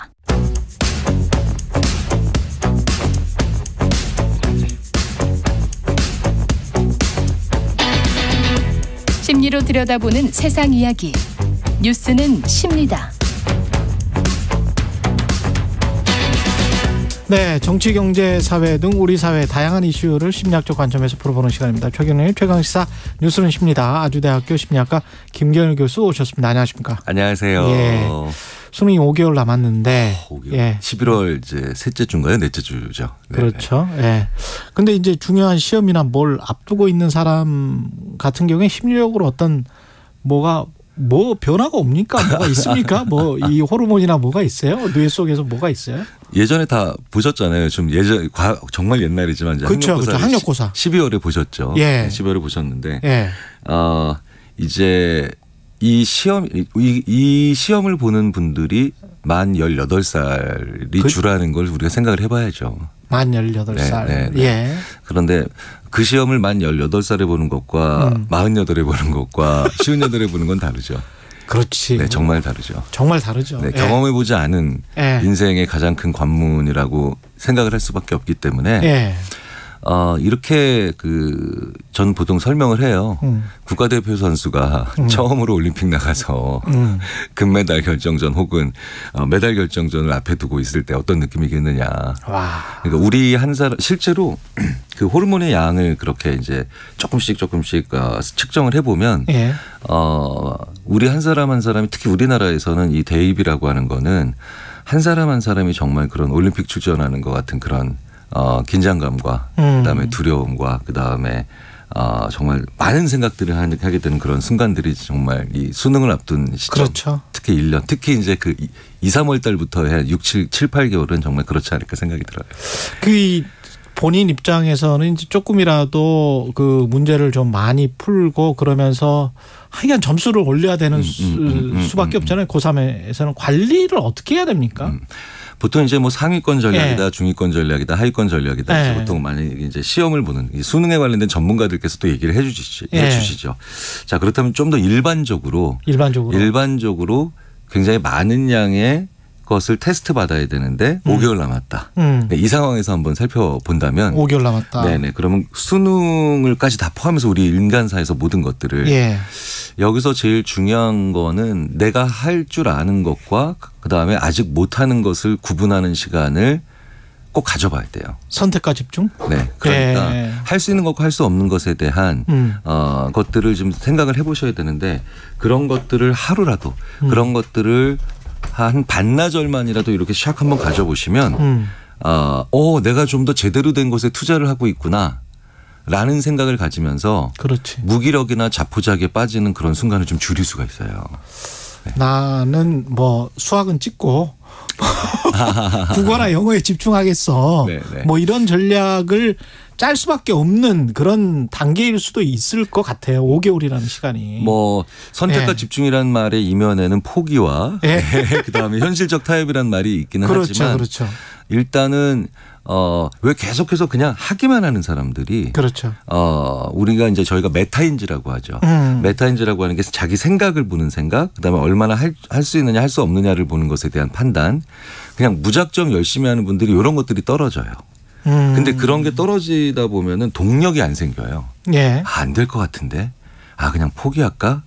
그러니까 내가 잘 알고 있는 것들과 잘 모르는 것들에 대해서 쭉 목차별로 한번 정리를 좀 해보고 난 다음에 아는 건 정말 확실히 안 해. 그렇게 다시 안 봐도 되겠다. 그러니까 불안을 줄여주죠. 그런 부분은 이제 이렇게 옆에 목차별로 이제 다 해놓고 나면 정리를 해 본다. 그리고 이제 이건 아직도 더 알아야 되는 것들이네. 그렇죠. 라고 하는 거 딱 보면 이제 그것들의 숫자가 좀 더 아무래도 상대적으로 줄어드니까 조금 더 이렇게 눈을 부릅뜨고 그것들을 바라볼 수 있게 되죠. 근데 공부를 아주 잘하는 친구들, 전교 1등을 하는 친구들이 그런 친구들을 봤어요. 그런데 그거를 따라만 하고 정리만 하고 그다음에 공부를 안 하는 친구들도 꽤 있거든요. 정리는 해. 분류는 해. 아는 거 모르는 거 이렇게 분류는 해놔. 근데 그다음에 이제 복습은 안 하게 되는 경우. 이른바 이제 왜 아주 더 쉬운 유형들은 왜 보통 제가 이런 말씀 드려요. 책상에 앉았을 때 조금이라도 시간을 내서 좀 치우고 공부를 해라. 그럼 뇌가 환기가 돼서 공부하는 데 좀 도움이 된다. 근데 그럼 꼭 이런 분들이 계세요. 저희 집 아이는 2시간 동안 치우고. 맞아. 네. 맞아요. 다 닦고 막 관계할 때까지. 그러고 난 다음에 거기서 자요. 막. 피곤해서 이제 자는 거지. 네네. 그게 바로 뭐냐면. 시간표 그려놓고 자. 그렇죠. 예. 바로 해야 될 것. 지금 바로 해야 될 것에 대한 1, 2, 3 순서가 없어서 그래요. 정리와 또 다른 차원이 순서예요. 순서. 네, 그러니까 만약에 예를 들어서요. 우선순위가 중요하군요. 그렇죠. 우리 어디 여행 갔을 때, 우리 거기 가서 산채비밥 먹고 그 다음에 약수터 갔다가 그러고 난 다음에 어디 가자라고 뭐 이런 식으로 얘기를 조금이라도 하잖아요. 그렇죠. 그렇게 떠난 여행에서는 왜 산채비밥 안 먹는 거야? 그렇죠. 라고 누군가가 또 손들고 또 닥달을 해요. 그렇죠. 네. 할 수 있는 것과 할 수 없는 것에 정리를 하죠. 거기서 그다음에 정리돼서 이제 해야 될 것들이 생기면 해야 될 것들이라고까지만 놓으면 바로 말씀하셨던 것처럼 그냥 거기까지만 하고 마음만 약간 뿌듯해지거나 그냥 여행만 떠나는 거구나. 그렇죠. 제주도에만 도착했어. 그렇죠. 그래서 항상 나머지 펜으로 그래서 빨간 펜으로 1, 2, 3, 1, 2, 3 먼저 해야 될 거. 일종의 마중물이 필요해요. 확실히 구체적이어야 되나 이것도. 네네. 예, 이지은 님이 이런 말씀하셨는데 그냥 하던 대로 하면 된다. 흔들릴 시간도 없다. 더 꼼꼼히 공부하자. 요즘 이 상황 때문에 그런 것 같아요. 네네. 수험생들을 울린 EBS 일타 강사의 발언이라고 하는데 이것도 맞는 말입니까? 그 메시지는요. 자기 자신을 믿어도 되는 학생들이 자기 자신을 못 믿게 될까 봐 하시는 그런 아주 중요한 메시지 같아요. 사실 어떤 학생들은 뭐 또 어떤 사람들은 지금 자기 자신을 믿으면 안 되는 그런 사람들도 있죠. 네. 근데 그 사람들은 뭐냐, 자기를 과대평가하는 친구들. 그렇죠. 네. 그런데 자기를 과대평가하면은 당연히 예측보다 훨씬 더 점수가 안 좋겠죠. 성적도 안 좋고 실적도 안 좋을 겁니다. 그런데 이 선생님의 메시지는요, 자기 자신을 믿어야 되는. 그런데 그럼에도 불구하고 이런 환경이나 아니면 이런 상황의 급변 때문에 자기 자신을 오히려 상황 때문에 자기 자신의 실력을 과소평가할 수 있는 그런 학생들에게는 정말 중요한 메시지예요. 정말 중요한 메시지고 사실 그런 학생들이 더 많죠. 우리가 시험 전 세계에서 한국 학생들처럼 공부 많이 하는 학생들이 어디 있습니까? 그렇죠. 그런데 그 시험이 앞두고 다가오면 나보다 더 잘하는 아이들, 그리고 마치 이게 안 되면은 진짜 내 인생이 끝날 것 같은 그런 긴장감이나 불안감들 때문에 대부분 학생들이 자기 자신을 상대적으로는 훨씬 더 많은 숫자들이 과소평가해요. 과소평가하면 이제 무엇이 안 좋냐면은 허둥지둥 되게 되죠. 허둥지둥 되게 되니까 그러니까 너 자신을 믿고 하던 대로 하라라는 얘기는 지금 나는 그래도 어느 정도 실력은 있는 거야. 예. 라는 그런 생각을 할 수 있는 그 학생들에게는 굉장히 중요한 말이죠. 우리가 시험 볼 때 자기 심리 컨트롤 같은 것도 굉장히 중요한 것 같아요. 갑자기 요새 뭐 킬러 문항 이런 단어가 막 튀어나오고 있습니다만 갑자기 어려운 문제가 나왔어. 너무 어려워 내가 보기에도. 근데 이거 풀면 60분이 다 지날 것 같아. 네. 이럴 때 어떻게 마음을 다스려야 됩니까? 보통 우리가 이제 시험 문제를 푼다라고 할 때는 쉬운 것부터 그렇죠. 네, 하라는 얘기들을 많이 이제 하시잖아요. 예. 굉장히 재미있는 건 이 문제는 쉬울까 쉽지 않을까라는 것에 대한 판단도 그러니까 되게 중요하죠. 그렇죠. 그런데 굉장히 많은 경우에 시험을 볼 때 이거는 풀 수 있을 것 같은데 안 풀리다가 이거 진짜 어렵네. 이렇게 생각하는 경우가 되게 많거든요. 예. 그게 실험으로도 증명됐는데요. 47 더하기 19. 예. 그렇게까지 어려운 문제는 아닙니다. 그렇죠. 근데 47 더하기 19, 47 더하기 19를 계속 중간중간에 풀었던 학생은 갑자기 한 30분 있다가 47 곱하기 19 이런 문제가 나와도 같은 시간 내에 풀 수 있을 거라고 착각을 해요. 예. 47과 19에 친해졌거든요. 네네. 그러니까 사람은 친숙하면 그 문제를 더 쉽게 풀 수 있을 거라고 착각을 해요. 그렇군요. 네. 그래서 우리가 오랫동안 운전한 내 자동차를 고장나면 그렇게 아무 생각 없이 본넷을 열고 쳐다보죠. 할 수 있는 게 없는데도. 네, 할 수 있는 게 없는데도. 네네. 자, 그렇기 때문에 한 번쯤은 내가 생각했을 때 이거 풀 수 있을 것 같은데 진짜 어려운 문제였네. 요런 유형을 또 한 번쯤 한 10가지 정도 정리해 보시는 거. 이거 시간 그렇게 안 걸리거든요. 그렇구나. 네네. 그래서 내가 틀렸던 문제 중에 이런 거죠. 이제 저는 이렇게 표현하거든요. 유난히 나를 배신했던, 유난히 내 감각을 배신했던 문제들을 한번 따로 추려봐라. 그런 거를 한번 가지고 가면 이거 좀 빼놓고 왜 자기한테 안 속으니까. 시험에서의 당황함을 풀 수가 있는 그런 거가 되고요. 또 하나 팁을 드리자면 이건 미국에서 실제로 있었던 굉장히 유명한 연구인데요. 미국에서는 보통 여학생이 남학생보다 수학을 잘 못한다라고 하는 게 통념이거든요. 그렇죠. 네네. 그런데 한국도 그렇지 않나? 보통 그래서 시험 문제를 딱 쓸 때 똑같은 수학 문제를 푸는데 여학생들에게 성별을 쓰라고 했더니 여성 이렇게 쓰죠. 그 문제를 잘 못 풀더라는 거예요. 근데 일주일 후에 똑같은 그 여학생들에게 여학생들에게 나의 인종적 배경. 아시아 학생들이 좀 수학을 잘 풀죠. 그렇죠. 그래서 인종적 배경을 쓰게 했대요. 성별을 안 쓰고. 그랬더니 나는 아시아 학생. 그랬더니 똑같은 여학생들인데 시험 점수가 올라가더라는 거죠. 이야. 심리적으로 그렇구나. 그러니까 자기 암시가 굉장히 중요한데요. 문제를 그래서 심지어 이런 연구도 있어요. 문제를 이러고 보면 잘 안 보이죠. 잘 안 보이죠. 근데 문제를 이렇게 한번 거만하게 보는 행위를 한번 해도 효과가 있는 그런 멀리 떨어져서. 있고. 그렇죠. 그래서 자기 암시가 되게 중요한데요. 야, 진짜 별거 아니야. 문제라는 게 내가 제일 잘 푸는 문제들이 나오게 돼 있어라고 하는 그런 거는 평상시 준비할 때 하면 오히려 나를 나태하게 만들죠. 하지만 시험 전에는 굉장히 거만해져야 돼요. 직전에는. 그렇군요. 시험 전에는 굉장히 거만해져야 되고 심지어 자세도 거만한 자세, 약간 말투도 거만하게 이렇게 해야 뇌가 소위 말하는 위축되는 그런 것과 관련된 호르몬을 덜 배출한다라는 연구들조차 있으니까요. 중요한 건 시험을 준비하는 자세와 시험에 임박해서 그 당일의 자세는 확연히 달라야 되는데 우리가 이걸 거꾸로 하는 경우가 굉장히 많아요. 그러네. 시험을 준비하는 과정에서 굉장히 거만하게 그리고 난 다음에 시험 당일날 겸손하게 이건 좀 문제가 있죠. 너무 또 초조하게. 우리가 공교육보다 사교육에 더 매달리는 어떤 심리가 지금 있는 거죠. 이 입시라고 하는 것이 이제 사람의 인생을 거의 결정한다시피라고 하니까 사실은 할 수 있는 걸 다 하는 거죠. 우리의 부모님들과 우리의 학생들이 할 수 있는 걸 다 하기 때문에 공교육과 사교육이라고 이걸 굳이 나눈다라기보다는 이제는 이렇게 생각하셨으면 좋겠어요. 할 수 있는 걸 다 하는데 그게 다 드러나고 공정한 경쟁이 될 수 있고 부모의 어떤 다른 요인에 의해서 더 많이 결정된다는 것을 오히려 좀 줄여나가는 요인이 필요하죠. 그렇죠. 예전에 최 기자님과 제가 대학교 입시를 준비할 때 그때는 과외가 없었죠. 엄연히 불법이었어요. 예, 불법이었어요. 그런데 불법적 과외가 의외로 굉장히 많았었어요. 아, 있었습니까? 예, 있었어요. 서울 사셨네. 네, 그렇죠. 예, 저는 안 받았어요. 아, 서울은 있었을지 몰라요. 예, 촌에는 없었습니다. 저도 꽤 많은 경우에 제 친구들이 불법 과외 받은 거를 나중에 알게 됐어요. 그래요? 나중에 알게 됐어요. 저도 나중에 알았어요, 사실은. 네. 예, 대학 들어와서 나중에 우리 고등학교 다닌 사람도 뭐 지역에도 있었네요. 네, 지역에도 있었어. 그 친구는 부자였지. 네. 어떻게 보면 불공정한 거는 늘 존재할 수밖에 없지만 불공정을 인정하지 않으려는 노력을 끊임없이 하는 게 중요하죠.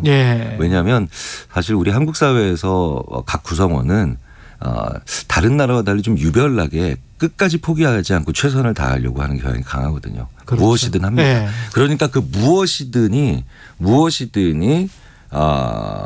우리가 다 인정할 수 있는 방법이 되면 되는 거예요. 근데 저도 아이들 키우고 이제 거의 다 성년이 됐습니다만 곧 있으면 대학 졸업하는 아이도 있고요. 네네. 근데 이제 경쟁을 조금 좀 피해가는 방법 또는 덜 경쟁이 있는 쪽으로 부모들이 그렇게 상담을 해주는 것도 좋지 않나 그렇게 생각을 들어요. 남들이 뭐 금융권 가고 뭐 돈 많이 벌고 이쪽이 요새는 최고야 뭐 데이터 사이언스 뭐 하면 다 이쪽으로 몰잖아요. 그러면 우리 같은 경우는 전부 또 다 그쪽으로 몰려가지고 경쟁이 너무 심해져 버리거든요. 오히려 경쟁이 좀 덜하면서 행복하게 살 수 있는 쪽을 고민해 보는 거는 안 좋나요? 정말 중요하죠. 그 뭐 한국을 대표하는 생물학자이신 최재천 교수님이 야 내가 있잖아 개미 연구해가지고 나만 연구하니까 내가 세계적인 석학했잖아 이렇게 이제 농담 아닌 굉장히 뼈 있는 진담을 얘기하시거든요. 그러니까요. 그래서 이게 항상 지금 가장 값비싼 재능과 혹은 분야는 다음 시대에 가장 값싼 기술로 대체됩니다. 충분히 그럴 수 있다니까요. 예, 제가 KBS 들어왔을 때 KBS 대단했어요. 예, 텔레콤 회사들보다 훨씬 연봉이 높았습니다. 그럼요. 예, 그 변화의 주기는 그리고 앞으로 더 빠를 거고요. 그렇죠. 더 빠를 거라서 확 변합니다. 네네. 예. 아이가 선택할 수 있는 내 자녀가 선택할 수 있는 여지를 많이 줘야 되거든요. 제가 한 말씀만 드리겠습니다. 인구가 지금 20만 명대 태어나고요. 그러니까. 지금 30만 명대 정원이에요. 어느 대학을 가느냐 못지않게 중요한 건 언제 대학 갈까. 수명이 이렇게 길어진 장수 사회에서 언제 대학 갈까를 한번 고민을 같이 해보시면 주도권을 잡고 생각할 수 있는 여지가 더 많아집니다. 네. 굳이 대학을 간다 하더라도 이렇게 생각의 발상, 게임의 규칙, 육하 원칙의 변화를 주는 그런 얘기들을 부모 자식 간에 많이 하셔야 돼요. 네, 그러면 거기서 단서들이 보입니다. 알겠습니다. 너무 경쟁에만 매몰되지 말고 행복하게 사는 방법들이 많은 것 같습니다. 뉴스는 쉽니다. 김경일 교수였습니다. 고맙습니다. 감사합니다. 이 시각 출근길 교통정보입니다. 예상했던 시간에서 크게 벗어나지는 않을 것 같습니다. 출근길 평소보다 소홀한 곳이 훨씬 많은데요. 다만 서울 시내 성산대교 북단에서 남단 쪽의 이동 많이 불편하시죠. 바로 서부간선 지하도로 고속도로 쪽으로 나가는 길에 사고 있어서입니다. 지하도로 입구 2차로에서 화물차가 높이잔에 걸렸습니다. 처리가 계속되고 있는데요. 옆에 월드컵대교도 남단 쪽으로 정체가 이어지고 있고요. 또 성산로가 성산 2교에서 성산대교 쪽으로 많이 밀리고 있습니다. 강변문호 구리 방향 행주에서 성산대교 쪽으로 가신다면 40분 정도 걸리겠습니다. 경부고속도로 부산 쪽으로는 남사 뒤니 부근에 버스가 고장으로 서 있습니다. 오산부터 여파를 받고 있습니다. KBS 교통정보센터에서 이현입니다.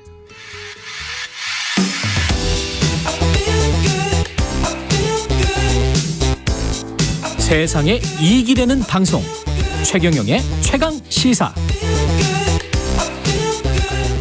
네, 경기 수원의 한 아파트에서 수년간 방치됐던 영아 2명의 시신이 냉장고에서 발견된 데 이어서 어제 울산의 한 아파트 단지 내 분리수거장에서도 영아 시신이 발견됐습니다. 참 안타깝네요. 영아 유기 문제와 대책 승재현 한국 형사법무정책연구원 선임연구위원 전화 연결돼 있습니다. 안녕하세요. 네, 안녕하십니까? 예, 이게 지금 말씀드렸는데 어떤 사건인지 간단하게 이제 설명 부탁드립니다. 예. 맞습니다. 이게 참 마음이 먹먹해서 아침에 뭐 출근하시고 또 청취하시는 청취자분께 죄송스러운 말씀이고 저도 정책을 만들어가는 사람으로 굉장히 답답한데요. 예. 사실 이게 감사원 그러니까 보건복지부와 질병청 등에 대한 감사원의 감사 과정에서 드러나는 건데 보통 우리가 이제 출생을 하면 결핵 예방 접종 이런 걸 반드시 해야 됩니다. 그렇죠. 그러니까 태어나는 그 아이들에게는 그러면 그때 출생 직후 이제 예방 접종을 위한 임시 아이 그러니까 그 임시 신생아 번호가 이제 부여가 되는데요. 그럼 임시 신생아 번호가 부여되고 난 다음에 대한민국 법전에 1개월 이내에 아이를 그 출생 신고를 해야 됩니다. 그런데 출생 신고가 안 된 사람들에 대한 전수조사가 이제 그 사람들의 숫자를 파악했는데 그게 2,236명이고 그 중에서 가장 위험하다고 생각하는 23명에 대한 이제 조사가 진행됐는데요. 지금 수원에서 발생한 사건도 그 중에 하나입니다. 사실 부모가 그 조사에 협조하지 않자 이제 우리 수사당국이 가서 확인하는 과정에서 냉장고에서 말씀 주신 대로 시신이 발견됐는데요. 2018년, 2019년 채 하루도 되지 않는 아이의 시신이 발견된 사건입니다. 예. 이게 어떤 일탈적인 걸까요? 근데 그 2천여 명 설마 뭐 그 다 그렇지는 않을 거고 그렇죠? 뭐 네네. 신고가 안 된 출생 신고가 안 된 아이들이 다 그렇지는 않을 거고 뭔가 이 사연이 있을 것도 같은데. 네네. 예. 뭐 이게 어떤 반복되는 형태입니까? 아니면은 일탈적인 겁니까? 어떻게 보십니까? 아침부터 참 마음이 먹먹한데요. 이게 우리 그 앵커하고 그냥 우리가 갖고 있는 일반적인 상식에서 아이를 출생을 했어요. 출생을 하고 부모라면 옛날 같은 경우에 그게 1개월 이내에 그 5만 원 과태료로 하고 이야기했는 거는 설마 부모가 아이를 출생하고 신고 안 하겠냐 이런 경우 있잖아요. 그 부모가 옛날에는 그냥 깜빡해서 이제 그럴 수 있지. 뭐 자연분만 하는 과정에서 몸이 굉장히 안 좋거나 또 갑자기 뭐 이렇게 외국에 가거나 뭐 이런 과정에서 뭐 신고 안 했을 때를 대비해서 이제 5만 원 과태료로 되어 있는 건데 지금 같은 경우에는 분명히 병원에서 출생을 했는 거잖아요. 그래서 임시번호가 붙어 있는 거잖아요. 자연 출산은 빼고 집에서 했는 거는 빼고 그럼 출생을 하고 그 다음에 1개월 내에 출생 신고를 안 했다는 거는 뭔가 문제가 있는 거잖아요. 예, 그렇죠. 그러니까 이게 그냥 일반적인 그냥 상식선에서는 당연히 병원 출생 한 달 내에 출생 신고 이렇게 가는 건데 2,236명 정도가 지금 이런 상황이다 보니까 저는 굉장히 좀 불안하고 두려운 생각을 버릴 수는 없습니다. 제가 여기서 한 가지만 조금 더 보태드리면 사실 그 우리가 유기아동보호소라고 베이비박스라고 이것도 참 절대로 있어서는 안 되는데 그냥 아이를 출생하고 그 베이비박스에 놓고 버려지는 아이가 제가 조사해 보니까 2015년부터 지난해까지 한 8년간 여기 있는 그 아이가 1,418명인 거예요. 그러면 출생을 하고 병원에 출생하고 난 다음에 출생 신고하지 않는 아이들이 아까 2,236명이고 그 안에 분명히 베이비 박스에 들어왔는 사람 그 아이들이 1,418명이라면 이게 중복되는 숫자가 분명히 있을 거예요. 그러면 여기에 들어오는 아이는 그래도 생명이 보존되었다는 최소한의 안심은 저희들이 할 수 있는데 그렇습니다. 모르겠습니다. 지금 뭐 손이 떨리는 정도로 좀 불안한데요. 좀 적극적인 좀 이렇게 조사가 필요하지 않을까. 그리고 분명히 저는 말씀드립니다. 아이의 생명은 전지구상의 어떠한 가치와 존엄보다 소중하고 중요하기 때문에 우리 국가가 반드시 지켜야 하고 이런 부분에 대해서는 제도적 보완이 필요하다는 말씀드리겠습니다. 근데 어떻게 해야 될까요? 그 경기도 화성 그 경우 같은 경우는 이게 인터넷에서 혹시 아이가 넘겨진 것 같은 그런 느낌도 받는데 그런 혐의가 있긴 합니다만 그게 가능합니까? 이게 일어나는 일인가요? 예, 저도 꽤나 이제 이런 부분에 대해서 옛날부터 많은 이제 질문도 받고 대한민국 인신매매 조직이 있는가에 대해서 여러 가지 연구도 진행했는데 사실 성인에 대한 인신매매, 우리가 인신매매가 굉장히 폭넓어요. 어떤 그 일을 할 때 계약을 할 때 제가 원하는 계약 기간이 아니라 강제로 1년, 2년 더 일하게 하는 것도 인신매매거든요. 그래서 대한민국 1등급에서 2등급으로 내려가는 이유가 그러한 어떤 외국인 불법 체류자들에 대한 인권 문제 때문에 2등급으로 내려갔는데 이거는 정말로 우리가 이야기하는 휴먼 트래피킹이잖아요. 예, 아이를 그렇죠. 사고 파는 건데 그렇죠. 만약에 이게 1개월밖에 안 되는 아이를 사고 팔았다는 거는 저는 정말 소스라치게 놀랄 일이고 이게 진짜라면 정말 대한민국 사정당국, 수사당국은 이런 조직들은 정말 절대로 발붙일 수 없도록 완벽하게 수사를 해야 된다는 말씀을 드림과 동시에 예. 사실 지금 이 이야기를 했는 그 피의자, 지금 이제 팔았다라고 이야기하는 피의자라고 얘기할게요. 뭐 부모라고 얘기하기는 좀 그래서 아이를 판 사람을 부모라고 이야기하기는 저는 좀 싫어서 이 피의자는 분명히 거짓말할 수도 있어요. 왜냐하면 판 사람에 대해서 내용을 전혀 몰라요. 보통 우리가 어떤 수사를 진행할 때 탁 물었을 때 뭔가 구체적으로 육하 원칙이 딱딱딱딱 나오면 자기의 경험이 있는 거거든요. 그런데 지금 나와 있는 부분은 그렇지는 않고 인터넷 안에서 이러한 어떤 자기 아이를 사고 판 흔적은 아직까지는 보이지는 않아서 이 부분이 진실인지 거짓인지는 분명히 찾아야 되고 저도 조금 이렇게 취재를 그러니까 알아보니까 인우 증명서라는 게 있습니다. 아이가 출생하고 난 다음에 우리가 결혼 신고할 때 그냥 2명의 성인의 연대 보증이 있으면 그 아이가 내가 출생했는 걸로 인정해 그러니까 결혼했는 걸로 인정하듯이 주위의 인우 증명서에 따라서 그냥 그 베이비 박스에서 이렇게 있는 아이들을 가지고 와서 내가 신고를 하는 그런 경우가 있는데 이게 왜 이런 일이 발생하는가 하면 있을 수 있는가 하면 우리가 출산 장려 정책을 굉장히 많이 쓰고 있잖아요. 매년 한 40조를 쓰거든요. 제가 알기로는 지금까지 한 280조 정도를 쓰고 그래서 그런 출산 정책을 하다 보니까 아이를 내가 입양을 하거나 아이를 내가 태어나게 만들었다 그러면 국가로 받는 지원금이 좀 있을 수 있어서 이런 어떤 아이들에 대한 입양 혹은 자기 아이로 신고하는 경우도 있다라는 이야기들이 있으니까요. 이 부분도 좀 정부가 함께 들여다봤으면 좋겠습니다. 어떻게 법적인 허점이 있었던 겁니까? 이렇게 신고를 하고 뭐 이런 것들이 엄격하게 꼼꼼하게 점검이 돼야 됩니까? 아니면은 뭔가 어떤 개인 프라이버시랄지 뭐 이런 것들과 좀 상치되는 부분이 있어서 못했던 부분들이 있나요? 어떻게 보세요? 2가지로 요약해서 좀 설명을 드리겠습니다. 아까 신생아 임시 그 내용을 알고 있는데 이게 우리나라에서는 질병청이 있습니다. 질병청은 병원에서 아이가 태어나서 아이에게 임시 신생아 번호를 주고 그걸로 결핵 예방 접종을 하는 거예요.